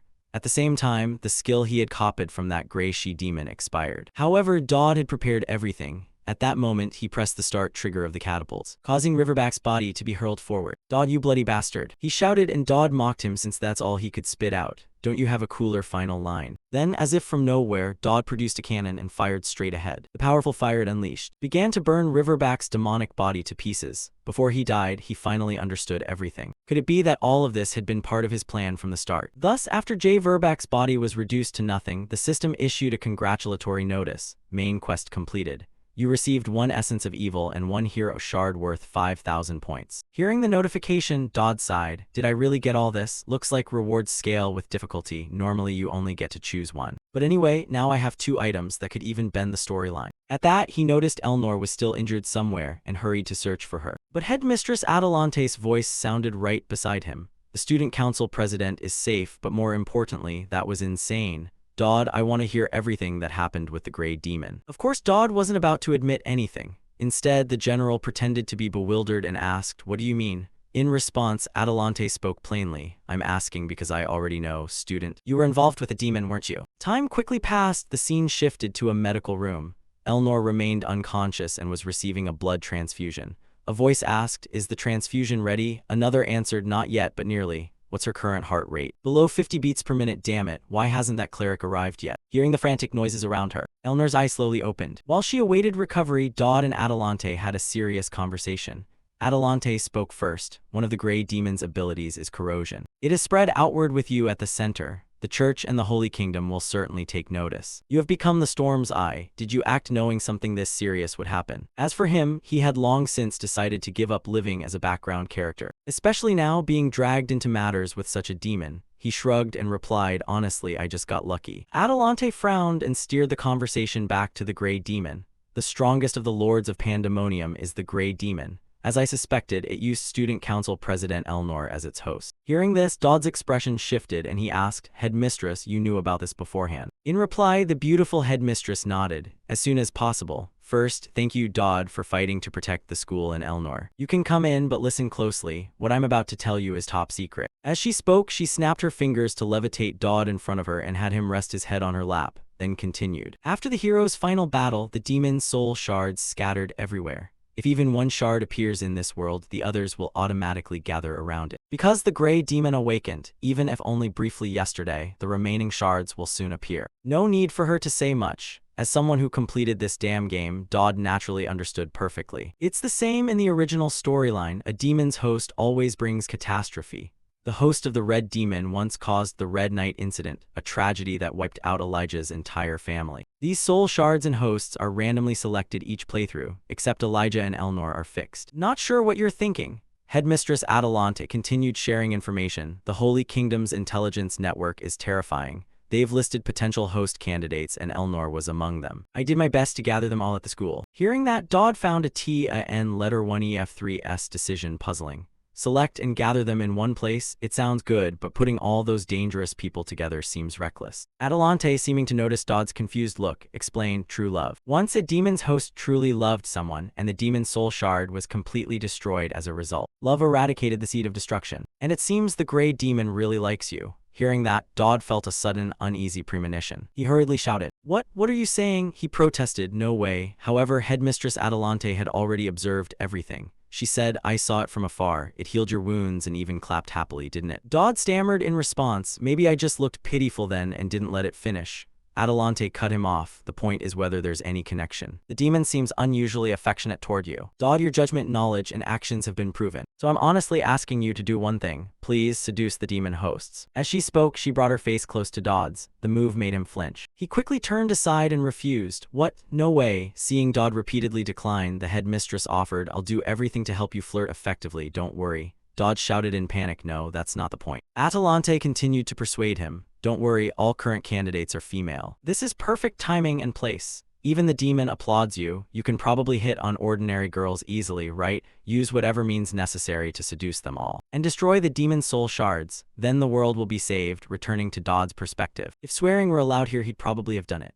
God, if that were the case, I'd already have a lover. He complained, then asked, wait, didn't you say it requires true love? How many people do you want me to juggle? Adelante knew how difficult that was, but besides asking Dodd, she had no other option. It won't be easy. Demon cultists are targeting them, and the hosts aren't ordinary people. But even so, I still must ask you. Please save humanity. After saying this, she bowed with deep sincerity, making Dodd want to quit this whole game. Thinking that, Dodd didn't dare refuse aloud and could only ask, headmistress, I know the answer, but what if I can't seduce them? Adelante replied, I mentioned this in chapter 14. Humanity will be annihilated, the world shattered, and a dark empire ruled by demons will arise. Time quickly passed as the scene shifted to Elnor's sick room. At this time, the student council president had also woken from her coma. She quickly looked around, and upon realizing she was in the infirmary, she murmured, have we won? At the same time, a voice outside scolded, you can't just barge in like that. A student replied with a groan, come on, I was here yesterday too. I even skipped class over this. She couldn't have woken up so soon.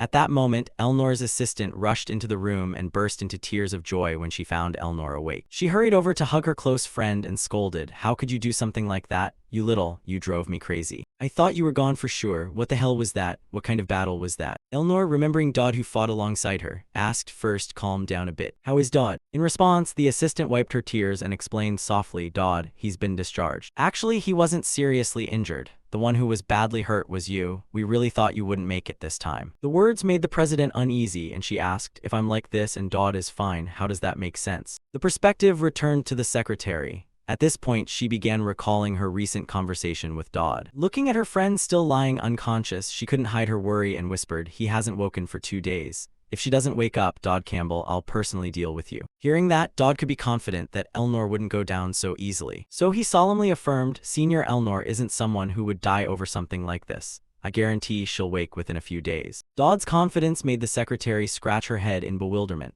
How can you be so sure? Dodd replied with a gentle face, because I'm still alive. Someone willing to risk his life to protect another. The Chai S letter 1 EDF family has never been weak. Returning to the present, the secretary smiled and changed the subject. Anyway, forget that for now, President.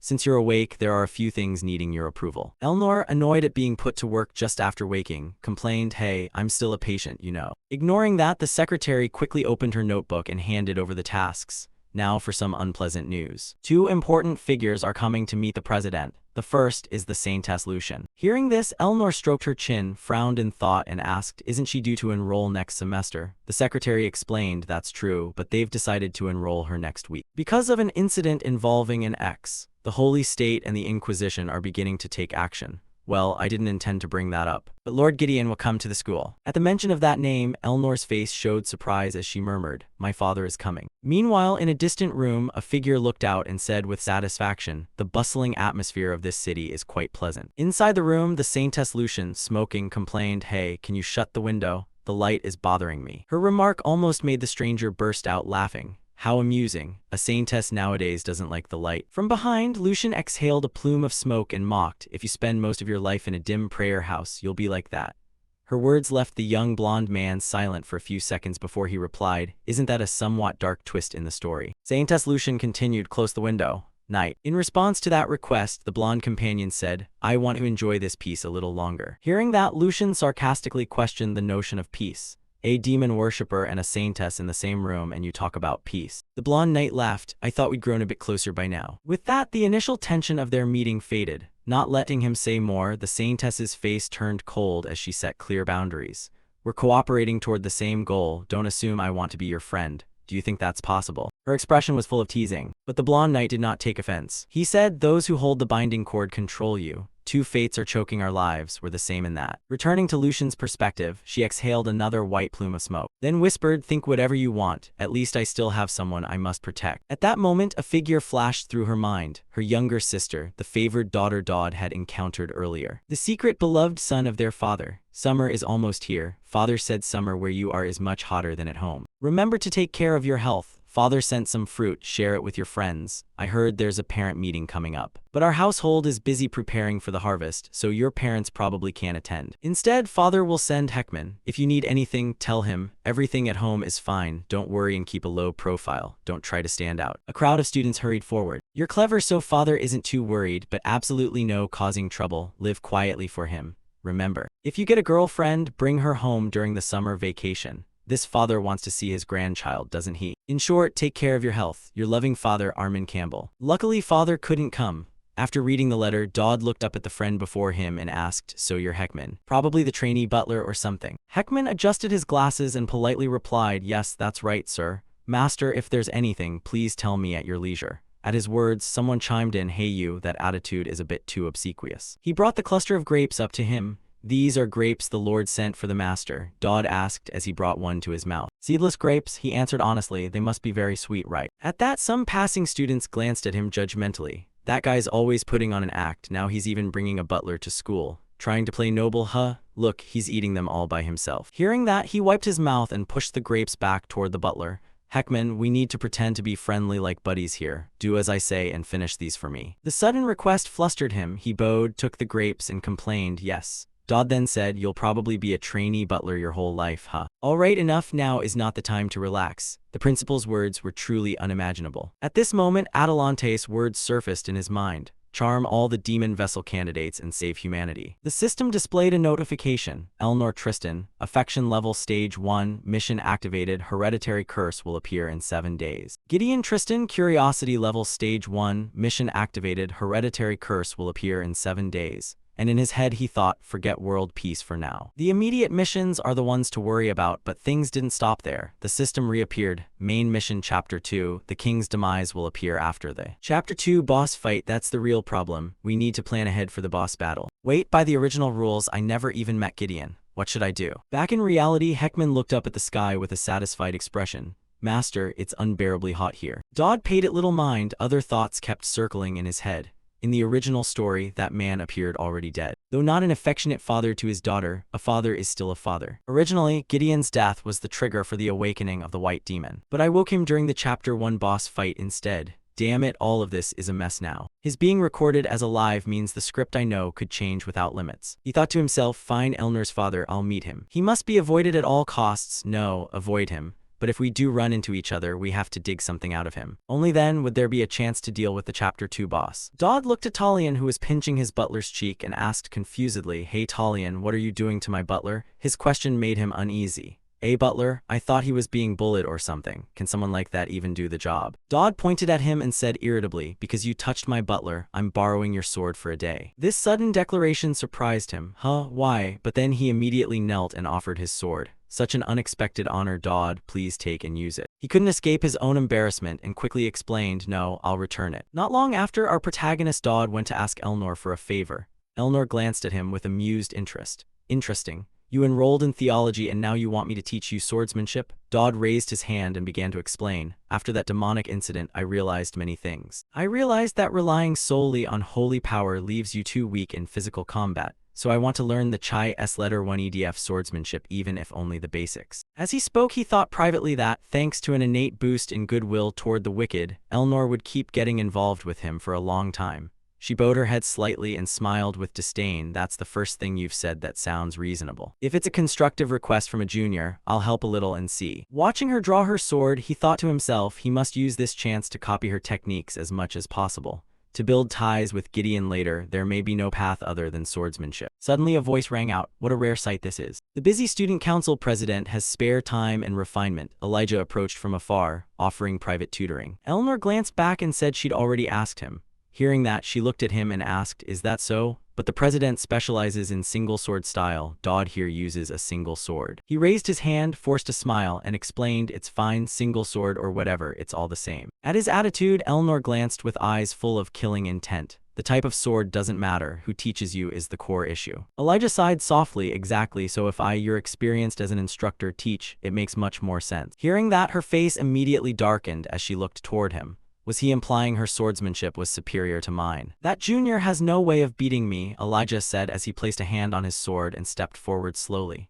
They moved toward each other, trading words. But I'm sure the Chai S letter 1 EDF sword style has a flaw. Then show me that flaw, okay? On the condition you don't use your power. Seeing the situation worsening, Heckman suggested, Master, isn't this what people call a duel? Elijah raised his sword before him, eyes resolute. The Tristan family's power must not be used, Madame President. Elnor stood opposite, her gaze cold as it fixed on her. I want to see how far this goes. Dodd, hearing their words, was alarmed. You were going to teach me, so why are you two charging at each other? Heckman at his side could only force a smile. Apparently they've been itching to clash for a while. Elijah lunged with his sword, then allow me to instruct. Faced with his haste, Elnor barely reacted, lifting her eyes in a casual motion. As the blade neared her throat, Elnor gave no response, only watching in silence. A cold flash lit Elijah's gaze. Unexpectedly, she raised her sword to block his strike. Elnor braced her arm, trying to hold it as firmly as she could. After gaining momentum, she quickly surged forward and shoved him away. Witnessing that power left her a bit astonished, too fast, not only fast but also very forceful. What are you doing, Elijah? Letting a demon overpower you? Suddenly, Elnor's eyes widened in great surprise. Elijah was no longer at a disadvantage, and immediately pushed back. Elijah withdrew his sword, watching with extreme caution. Elnor feared her clan was a demon clan. No matter how noble the bloodline, sooner or later it would be seized by demons and driven mad, whether you wanted it or not. At the same time, in her mind, she recalled the scene she had witnessed as a child. Seeing the desolation before her, Elijah looked as if he could hardly believe the reality. Returning to the present, her gaze grew cold. After all, she was merely a sacrifice to the demons. She slid her foot back to gain momentum. She unleashed her power. A blazing red flame enveloped her sword. With momentum gathered, she immediately surged forward and attacked. Seeing the streak of sparks hurtling toward them made him and his butler stare in astonishment. And a huge question mark seemed to appear in Dodd's mind. Elnor remained utterly calm, watching her movement, struggling to control what could truly be called emotion. Then she leapt in front of him, intercepting the attack. Flames seemed to subside gradually. Elijah looked at them, eyes both astonished and remorseful. Sorry, but Heckman was so terrified he foamed at the mouth and fainted on the spot. Dodd was utterly amazed, studying them. Is this human reflex faster and stronger than before? Could it be starting to fuse with the shard already? Elnor, seeing them silent, watched as Elijah tried to explain. I went too far, I'm sorry. President Elnor looked at her and slowly advised, your swordsmanship isn't bad, but as a candidate champion, you need to train things beyond swordsmanship as well. You can't have teammates getting injured, right? Realizing she was completely wrong, she stopped being stubborn and bowed in apology. Yes, Dodd, I'm sorry. Seeing he had regained consciousness surprised her. Where did it go? In the Great Forest. Seeing Elnor's condition, there was no time to delay. If she stayed careless, it would be ruined. She had to risk everything and grow stronger. After all, I never intended to become a pure swordsman. To survive, holy power is essential. Not only swordsmanship, but also divine power must be improved. And to do that, Uriah was intently eating an apple. Suddenly, his voice rang from afar. How have you been lately? You look all right. She looked at him in surprise. He is Uriah Greyhaunter, the Saintess's blood sister. Now it's your turn to help me. In the deadly space, a strange voice echoed. Still longing for someone to come rescue you, or hoping someone will become your friend, will only make your suffering worse. You must realize that soon. Hope is merely the overture to despair. Accept it like your sister did. Bright red drops of blood fell straight onto her face. Everything around under her eyes began to dance. It seemed Uriah was falling into a deep pit of despair. A cold gaze looked down at her and a voice said, you are nothing but a cursed sacrifice destined to be lonely until death. That is the path to protect everyone and also your mission. A dark space seemed to be gradually swallowing her. Uriah jolted awake from the nightmare, drenched in sweat. She found herself lying on a white sheet, her face still sunk in fear. From above, a beam of light shone down where she lay. Uriah reached up and plucked an apple from the tree. Then she slowly ate it bite by bite. When finished, she now pushed the basket of red apples aside. While chewing, she glanced to the side. Dodd stepped up from behind and asked, how have you been lately? You look like you're in good health. Hearing his voice, she immediately turned her head. A chain suddenly appeared. Uriah grabbed it in her hand and quickly attacked toward him. Dodd drew his sword up, then swung down to block her attack. Why did you step into my attack range? You knew it was dangerous. A smug look crossed his face as his sword slowly revealed itself. Not stopping there, Uriah spun the chain skillfully, and Dodd was no slouch either. He dodged just like that. Seeing she still wouldn't stop, he kept pleading in his head, please back off, I told you to back off. He used his sword to push the chain away, then slid across the ground. Dodd glanced to the side as the chain suddenly whipped back toward him. Startled, he immediately fell over. Dodd sighed tiredly and looked at Uriah with a look of admiration. Seeing her swing like that, it was clear she was still strong. Yuria stared at him in surprise. His voice rang out again. I told you I'll drop by occasionally with food for you. You haven't forgotten me, have you? I didn't know what you liked, so I brought a bit of everything. With this amount, you can eat comfortably for 2 or 3 days. Don't you feel lonely living isolated like this? Occasionally, I'll come keep you company like this, would you mind? His attitude left her startled, but then the cold, hard voice suddenly surfaced in her memory, reminding her she needed to understand it soon. You are only a cursed sacrifice destined to be alone until death. Accept it. Back in the present, Dodd looked at Yuria and urged her earnestly, help yourself, I'll be going now. That memory reappeared, he standing before Yuria, uttering words that extinguished her hopes. Hoping someone will come rescue you, or wishing someone will become your friend, will only make your suffering worse. Yuria stared blankly at the pile of food before her. Then she slowly picked up a loaf of bread. She tossed her weapon aside as well. Yuria held the bread in her hands like a treasured possession. Tearful drops of sorrow slowly fell onto the bread. It didn't hurt, not at all. Time quickly passed. Back with Dodd, the system notification appeared. Critical attraction, villain goodwill increased. Yuria Greyhaunter interest level, stage 1 reward available. Dodd jolted awake in panic. What now, after only a few days with her and already stage 1? Might as well check the reward. The system displayed. Swordsman focus skill B rank, increases reflex speed and combat accuracy. He slowly opened the tap. Not bad, combined with the 1,000-pound hair trick it would be very effective. He also thought, wait, is that brat Heckman still asleep? What a useless layabout. Parents, nobles, royalty, and merchants will all attend. I've been training hard with Yuria because today the system board shows the Chai S letter 1 EDF sword style, weapon agnostic, can now occasionally bypass defense at a low rate. He turned his head and called his late-rising butler. Heckman, and the sleepy-faced man slowly replied, I'm up, sir. Dodd quickly fastened his last button, face full of excitement. Today he only needed to impress one person, and he thought to himself that Gideon Law Tristan, a sword genius, didn't appear in the original story. At the same time in town, the armored man looked toward the old man and spoke a request. Commander, if the ground is uncomfortable, please step onto me. The old man replied, it's fine, every so often one should stroll in the countryside like this. Nearby, a few people approached with eager faces. Word has it the Holy Emperor's realm is coming this year. Could it be true? That splendid cavalry we saw earlier, wow, maybe it's real. The Holy Emperor's realm is indeed participating. Hey, our son is competing. He entered school as second place, how could he not take part? On the stage, after seeing everyone had gathered, the MC began the introduction. Ladies and gentlemen, parents who have traveled from far and wide, welcome. Our Elefante Academy is the Empire's premier educational institution. We are deeply honored to host you at this observation session. The traditional Bot T letter 1 ED5 Royal welcoming event will begin soon. A man slowly stepped forward, his expression betraying surprise. Wait, could that person be? The two people seated nearby were equally astonished. Hey, are you kidding? Why is he present in a place like this? The man was said to never appear unless there was a war. Why is he attending a school observation session? His daughter is the student council president here. That's true, but there's a rumor he didn't even show up for the matriculation ceremony. Is that true? People say that man is a cold-blooded swordsman and nothing else, so no one dares approach or speak to him. Gideon narrowed his eyes and glanced toward the crowd whispering about him. Conrad hurried over from the side and asked, isn't that Gideon? What wind blew you here? He folded his arms and asked calmly, Senior Conrad Balthador, aren't you tired of teaching these kids? Conrad quickly sat beside him, not tired. What wind brought you all the way here? Training? Is the attempt to catch up with the great Chai S letter 1 EDF from the first era going well? Gideon folded his arms and sighed wearily. Just training, stepped out for some fresh air. I'm still practicing according to the written records. They say you must make Mount Tai your own. Hearing that, he grew curious and asked, strange, how are you proceeding? His face darkened and he answered, first I cut the mountain peak, an undeniably crude and brutal method. Below, the MC's voice rose again. Ladies and gentlemen, please pay attention. The contest will begin shortly. The students participating are volunteer freshmen. Conrad looked down and then explained. The contest will proceed under the supervision of faculty and medical staff. The MC smiled at the audience and continued. All desired weapon types have been prepared in wood.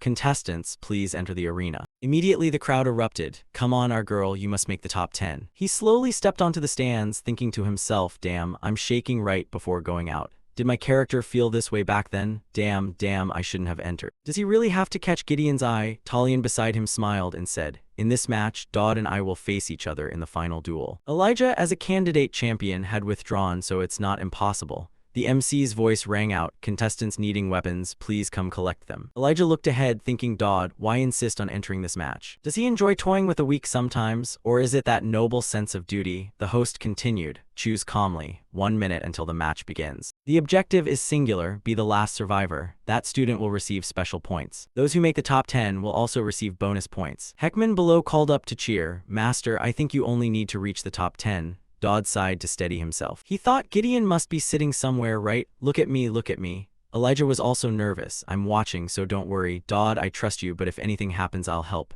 The MC began, all contestants bow to one another. Elnor was up high at this time, silently looking down. In the audience, Gideon looked up. She announced, prepare to begin. As soon as the MC's voice ended, all contestants on the arena seized their wooden weapons and charged at their opponents, attacking non-stop. Talion swung his sword at him. Dodd, I won't go easy on you. His strange behavior puzzled him. Why does this guy keep targeting only me? Still, there was no time to ponder. Dodd reacted quickly and blocked his attack. Dodd glanced over with a very pleased expression. What is this about? The brat in the stands watched silently. Dodd raised his sword, ready to strike. The man frowned slightly at the sight. Those two look amused, don't they? The system suddenly issued a danger warning. Ruru came up and launched a kick at him from behind. Seeing her appear surprised him. Ruru smiled at him smugly. What are you doing? Jump in then. Ruru Garuda, the younger daughter of the great clan of the allied tribes. This character will appear in Chapter 5. Talion was struck. He squeezed his eyes shut and cried out. He thought to himself, above all. Elijah looked forward and asked confusedly, who is she? Ruru stepped forward with a haughty expression. If you won't go, I'll go. He looked at her. Thinking to himself, she's just a brat who likes fighting. Her magic is the body enhancement techniques of the allied tribes. Even with my 1,000-pound hair activated, I couldn't be sure of winning. At this point, she's definitely stronger than Elnor. Talion collapsed to the ground, barely able to stand from the pain. Did the master protect this weakling? Dodd, are you shielding an opponent you're supposed to fight? Dodd silently sighed and looked up at the sky, thinking, why would Kid Ruru participate in an event like this? She isn't well known yet. Suddenly, his attitude shifted 180 degrees. I'll definitely make you number 1 today. Seeing this left him helpless. If you have time for that, then run. Talion. Talion stepped forward to block him. Hey, new face, if you're aiming this way, you have to get past me first.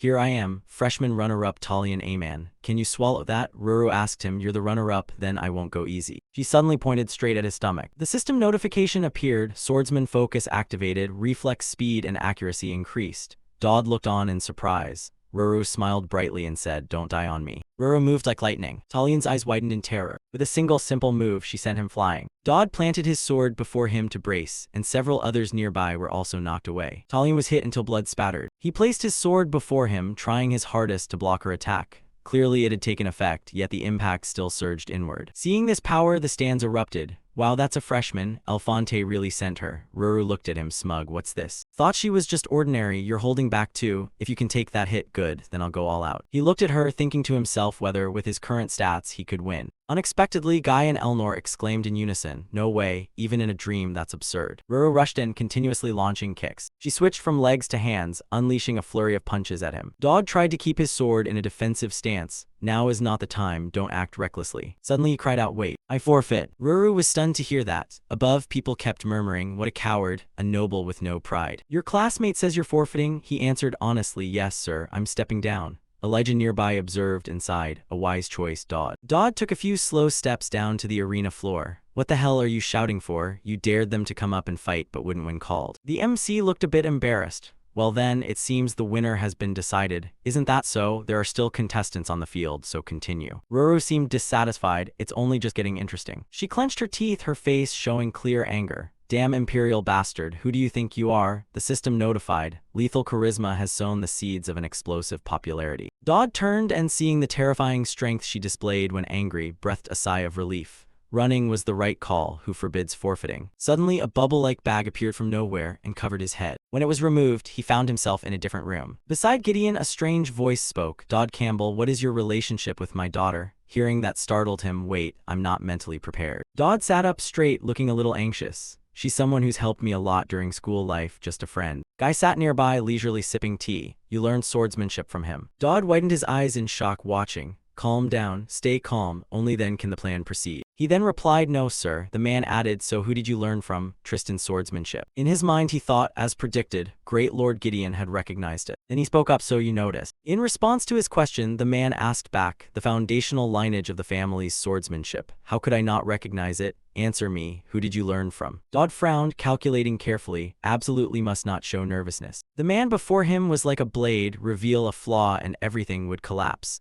Then he answered cautiously, someone even the great lord knows. The sword emperor is so prodigious, he once visited a baronial family in our rural region. At the same time he silently prayed, please believe me. Hearing that, the man suddenly said, your master taught you? That's an interesting boast. Go on, best way to hide a tree is to make a forest. A small lie requires a bigger lie to cover it. Dodd looked at him and asserted seriously, it's the truth. He also entrusted matters and people to me. Hearing this, the man asked again, entrusted matters to someone like you? He nodded in confirmation. Yes, precisely, he assigned me a task. Great Lord Gideon Law Tristan asked me to teach swordsmanship on his behalf. Gideon slowly turned his head to look at him and asked, and this was at my master's request? He answered, yes, that's correct. At his confirmation, the man's face immediately darkened. Can you be held accountable for those words? He replied without hesitation, I can. Gideon, hearing this, did not refuse and immediately agreed. Very well, very well. Can you be held responsible? I don't really know, I'll just have to trust the power of the original work. After all, this is also my first time meeting him. Among all the players, I was the only one to meet Elnor's father first. There are countless rumors, but his strength is beyond question.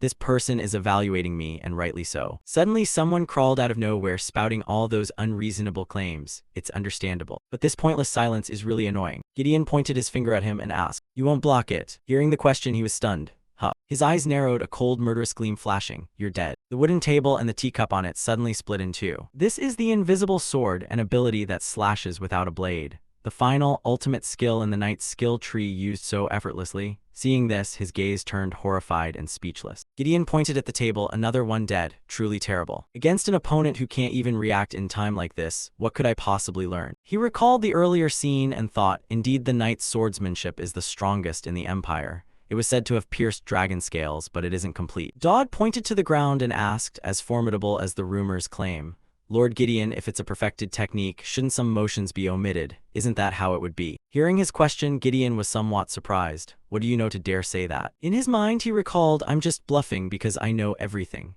The journal found after Gideon's death in the original work recorded the entire process of how he became so powerful. It covered details about his master, his family, and everything. He turned his face, a worried look flickering as he glanced at the man, about the goal the Lord wished to achieve. I've heard there's such a thing. At his words, Gideon frowned thoughtfully. He added, to break the family's curse, there is one thing that must be cut. At the same time, Gideon recalled his master's admonition. Disciple, cutting the sea with your teeth is easier. Then you will begin from the sea. Back in the present, his voice rang out, the rotational force is the key. At the moment the mental image forms, the sword's path must be drawn perfectly with the rotational force. Try channeling a bit more into it. Gideon did not respond, and sat in silence with his eyes closed. Honestly, I don't really know what this thing is. I'm just recalling what Gideon wrote in his journal. Advice his future self had given to his present self. The rest is up to him. Suddenly large cracks appeared in the ceiling. A beam of blazing golden light flashed in the space. Gideon stared up at the source of the light in astonishment. He stood facing him, suspicion clear in his eyes. Who exactly are you? Unfazed, he smiled and replied, I'm simply someone who wishes Lord Gideon to become stronger. At the same time, he thought to himself that this way the Lord wouldn't die and Elnor wouldn't be corrupted.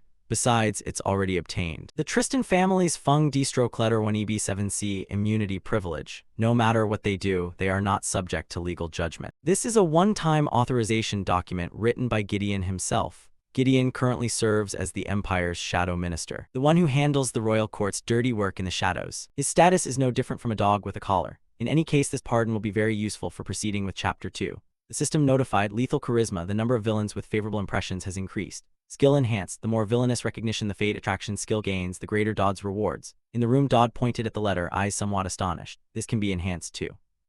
The system kept popping up, received enlightenment from Gideon. His butler was still blissfully asleep. When an enlightened one awakens a villain's ability, they receive a similar power. The added ability can be used identically for a time. Seeing those system messages left him a bit puzzled. What kind of skill is this? Gazing at the light through the window pane, he murmured inwardly, perfect timing. This ability will add wings to what I'm about to do. A moment later, Dodd looked at the letter, his expression a little flustered. After finishing his plan, he immediately closed the book. Is this enough for the upcoming plan? Dodd smiled with satisfaction. It won't be easy, but I've said I'll take responsibility to Gon. The Tristan family. I will definitely protect everyone. In class, the lecturer taught energetically, explaining that within every human there is divine energy granted by the gods. This is completely different from demonic mana. Why? Because anyone can use it without being chosen. However, reaching a level where one can truly wield divine energy takes time. The lecturer glanced around the classroom, and seeing many empty seats, he couldn't help but be disappointed. Is that brat here to sleep or to listen? Why are vacancies increasing like this? Haha, damn it. It's all that bastard Bach's fault, bringing monsters to school or zombies, whatever, screw him.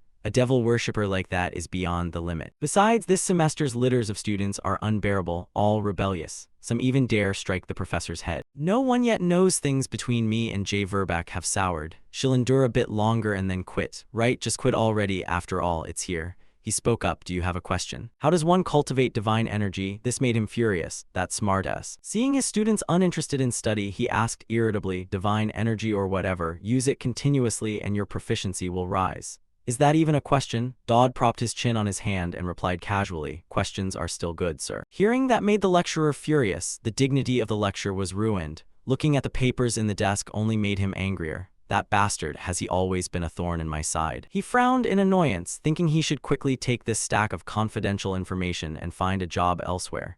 That way he wouldn't have to see those damned students, and let the stupid principal leave this wretched empire too. Good. Unexpectedly, a loud knock came from outside. Professor, professor. He heard the call and immediately stepped toward the door. These lice-like students are finally leaving. I'll teach you one last time. Opening the door, he grumpily warned that it was about to break, you lot. But as he opened it, a burst of force hit and sent him flying.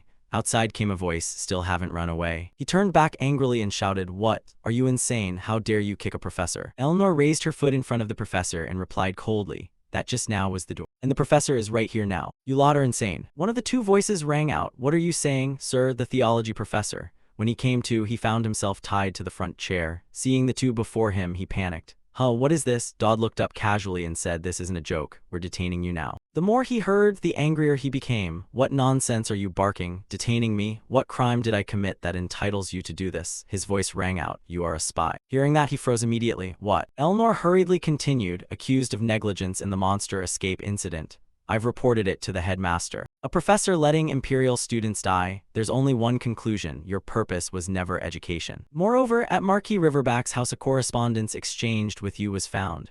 Caught out, you still refuse to admit it and keep arguing. Ridiculous. What does that pathetic devil worshipper have to do with a priest like me? I'm merely networking. I'm a victim too. Dodd checked the time and ordered, noisy enough, no time to waste, so confess quickly. Start with the names of spies like you in the school. Hearing that, he snapped irritably, go ask your mother about that. But no sooner had he finished than Eleanor lunged forward to attack. Now will you talk, then begin? He stammered with a bruised face and replied, Guard Badino. Cook Annie. Dodd suddenly placed his hand on his head to heal his poor pronunciation.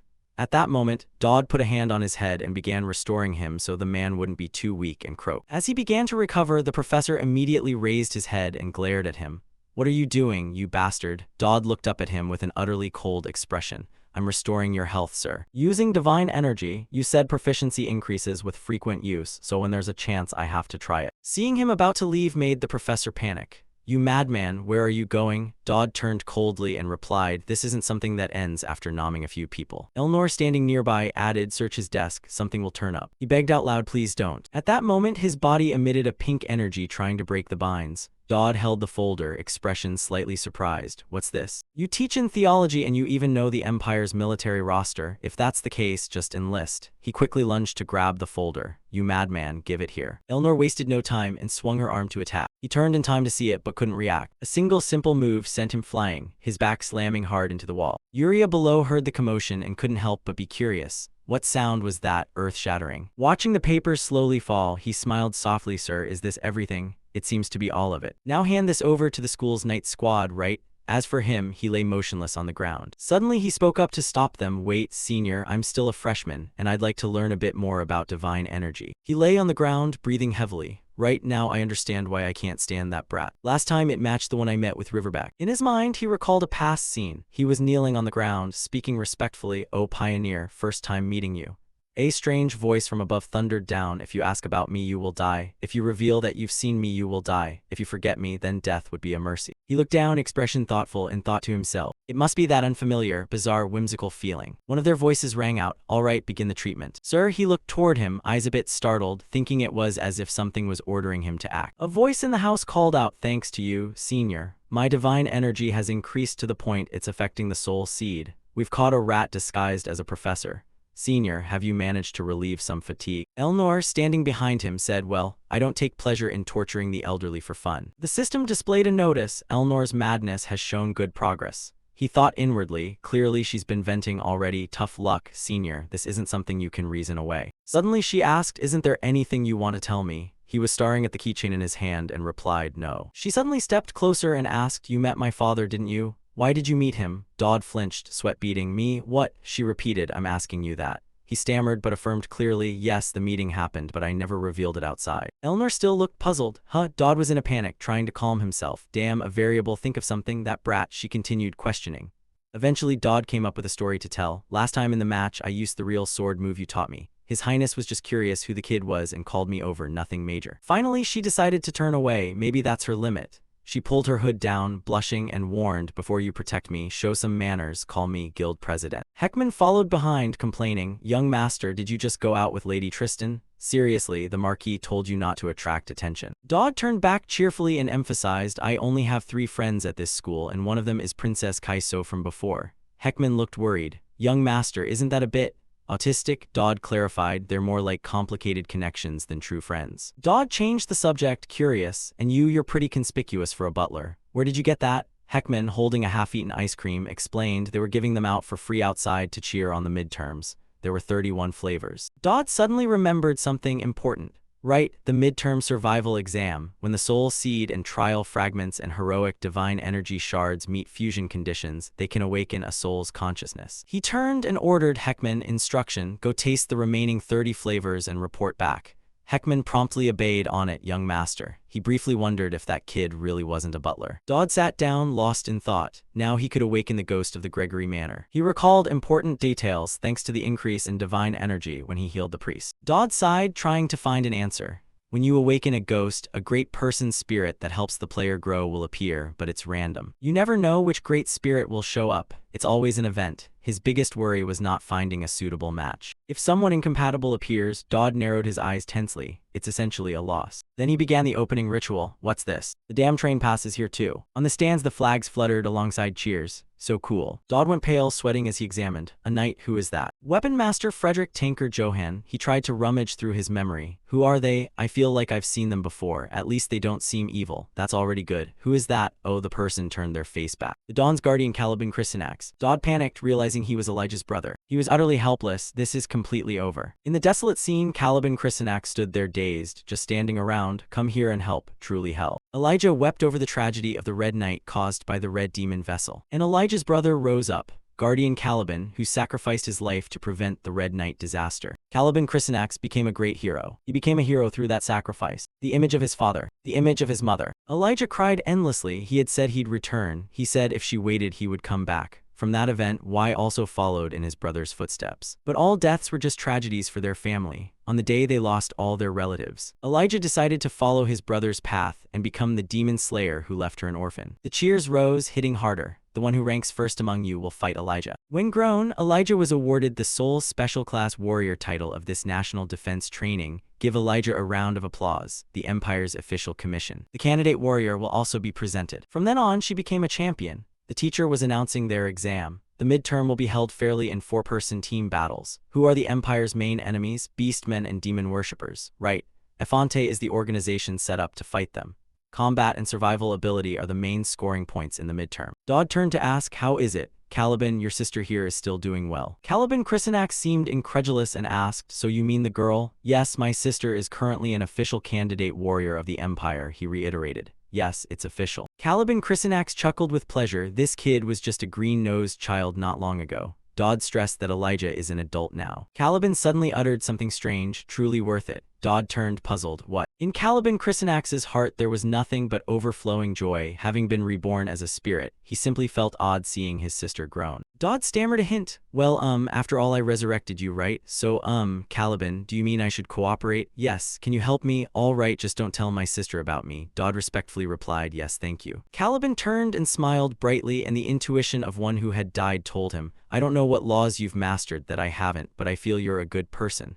Keep an eye on my sister, please. I'm counting on you. Dodd awkwardly scratched his neck, embarrassed. For now my goal is to keep no one from dying. He called out Elijah's name. She turned around. Dodd. Dodd cleared his throat and made a suggestion about the midterm team. If you still haven't decided on a team, would you like to form a team with me? Elijah suddenly froze. Elijah looked slightly skeptical and hesitated, asking back, you want to team up with me? Dodd didn't hide it and answered, I'd really like us to be on the same squad. Elijah, surprised, exclaimed, you said you weren't that close last time. Dodd hesitated, then honestly replied, I already apologized for that, didn't I? She began calculating something again, brows slightly furrowing as she continued thoughtfully.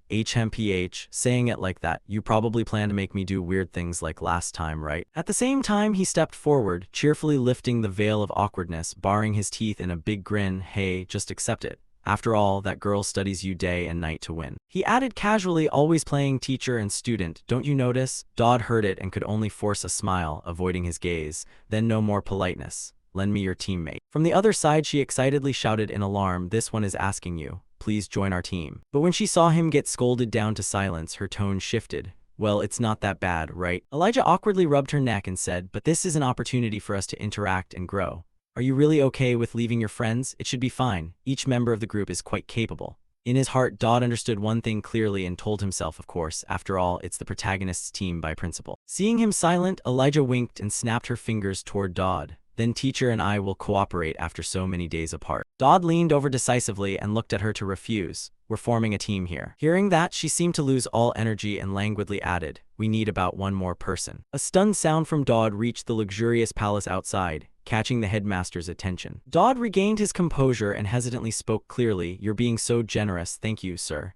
The headmaster calmly sat in the chair and replied, it's not a big deal. Her eyes showed no emotion as she glanced down. Strange business, the saintess arrives with a knight guardian, intentionally coming all the way here. I cannot fathom the monarch's intent. Dodd smiled naturally and answered sincerely, what intent? Lucian can't be locked up forever, right? Taking advantage of this routine diplomatic envoy. The girl stepped forward, recalling Lucian's innocent image, and the headmaster still looked somewhat pensive. The saintess also needs to learn about the world, doesn't she? Hearing Dodd, the headmaster couldn't help but ponder. Though called a saintess, according to my investigation, the more I think the more mysteries appear. She is also one of the demon vessel candidates. Therefore, I have quietly prepared so that one day she might come to Afante. Sending her twin sister Yuria out was the first step, and yet they proactively sent the saintess here. Then she looked back at Dodd. He kept a smile on his face but was skeptical. Why, Pope Credo? The one opposite noticed the doubt on her face and explained, Lewin is a symbolic figure for both the Empire and the Holy Republic.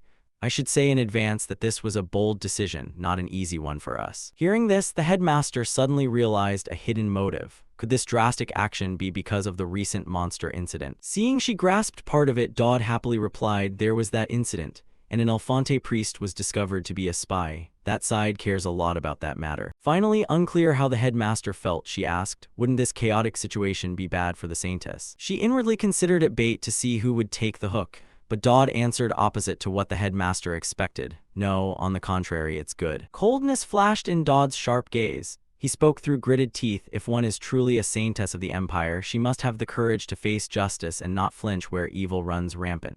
Instead, we hope Alfonte will assign Lucian. And based on what the headmaster knows of Lucian, she asked further, I heard the school is in the middle of midterms. Hopefully the girl will help train the students.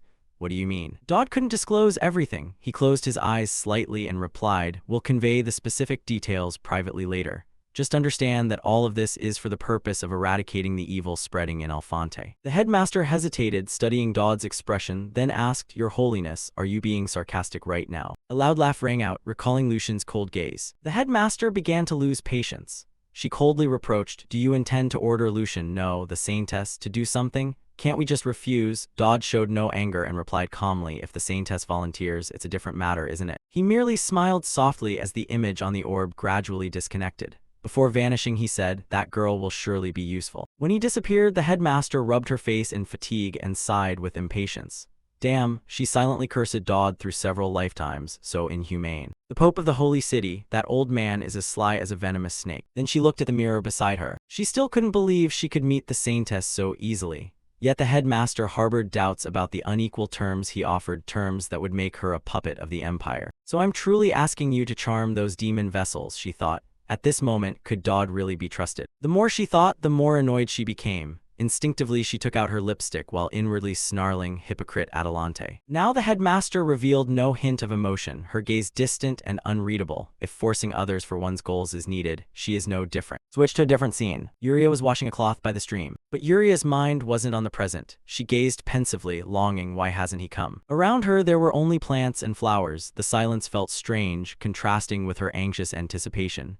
It's been days. Her lips pressed tight, a restless unease she couldn't describe. He usually comes around this time. In Yuria's memories, there was only the image of the man with the mask, always cheerfully saying, "You defended well today, good job. I'll come again tomorrow, so wait for me. What should I bring? Steak, cake." His image seemed to invade her entire mind, gradually corroding her emotions. She sadly told herself, "You don't have to bother bringing food, just..." It turned out that for her now, all she needed was for Dodd to come and stay with her. A silence settled in Yuria's mind. Her eyes looked hollowly ahead. The space seemed to tell her it was bored with her. Yuria bored, the answer was simple. Each word seemed to erode her will, as if she were falling into a bottomless abyss. Yuria Greyhunter, the lone one, had betrayed the Holy Empire. Yet a familiar voice from her past when she fled with a sword rang in her mind. "Weren't you mentally prepared? That damned fate must cut down anyone who approaches you." It was an answer Yuria had pasted onto herself. "Haven't you been able to bear it?" That voice planted resignation and hidden hatred in her head. "This is the cursed life you chose, Yuria." It was a trembling feeling born of a fleeting illusion. Reality remained unchanged. Yuria's small body hung in the fixed space. Each phrase seemed to want to swallow that tiny form. Fortunately alone, it engulfed her unstable emotions. She would be alone forever. In panic, Yuria finally broke free. She clutched her chest, trying to draw in breaths. Questions kept echoing relentlessly in her head. When left alone in an empty forest like this, who will you look for and who will come to you? It broke Yuria down. Those beautiful eyes welled up, that voice kept urging in her mind. Someone who can't even call for help like you. It was trying to seize the gentle feelings Dodd had given her. It could succeed. At that moment, a familiar voice sounded. "Why are you crying?" It was Dodd. He looked rather tired, clearly hurried to get here. He held a packet of snacks in his hand and asked, "Did something happen while I was gone?" "Ah, the biscuit you said wasn't sold." Seeing that, all of Dodd's previous emotions vanished, and Yuria ran joyfully toward him.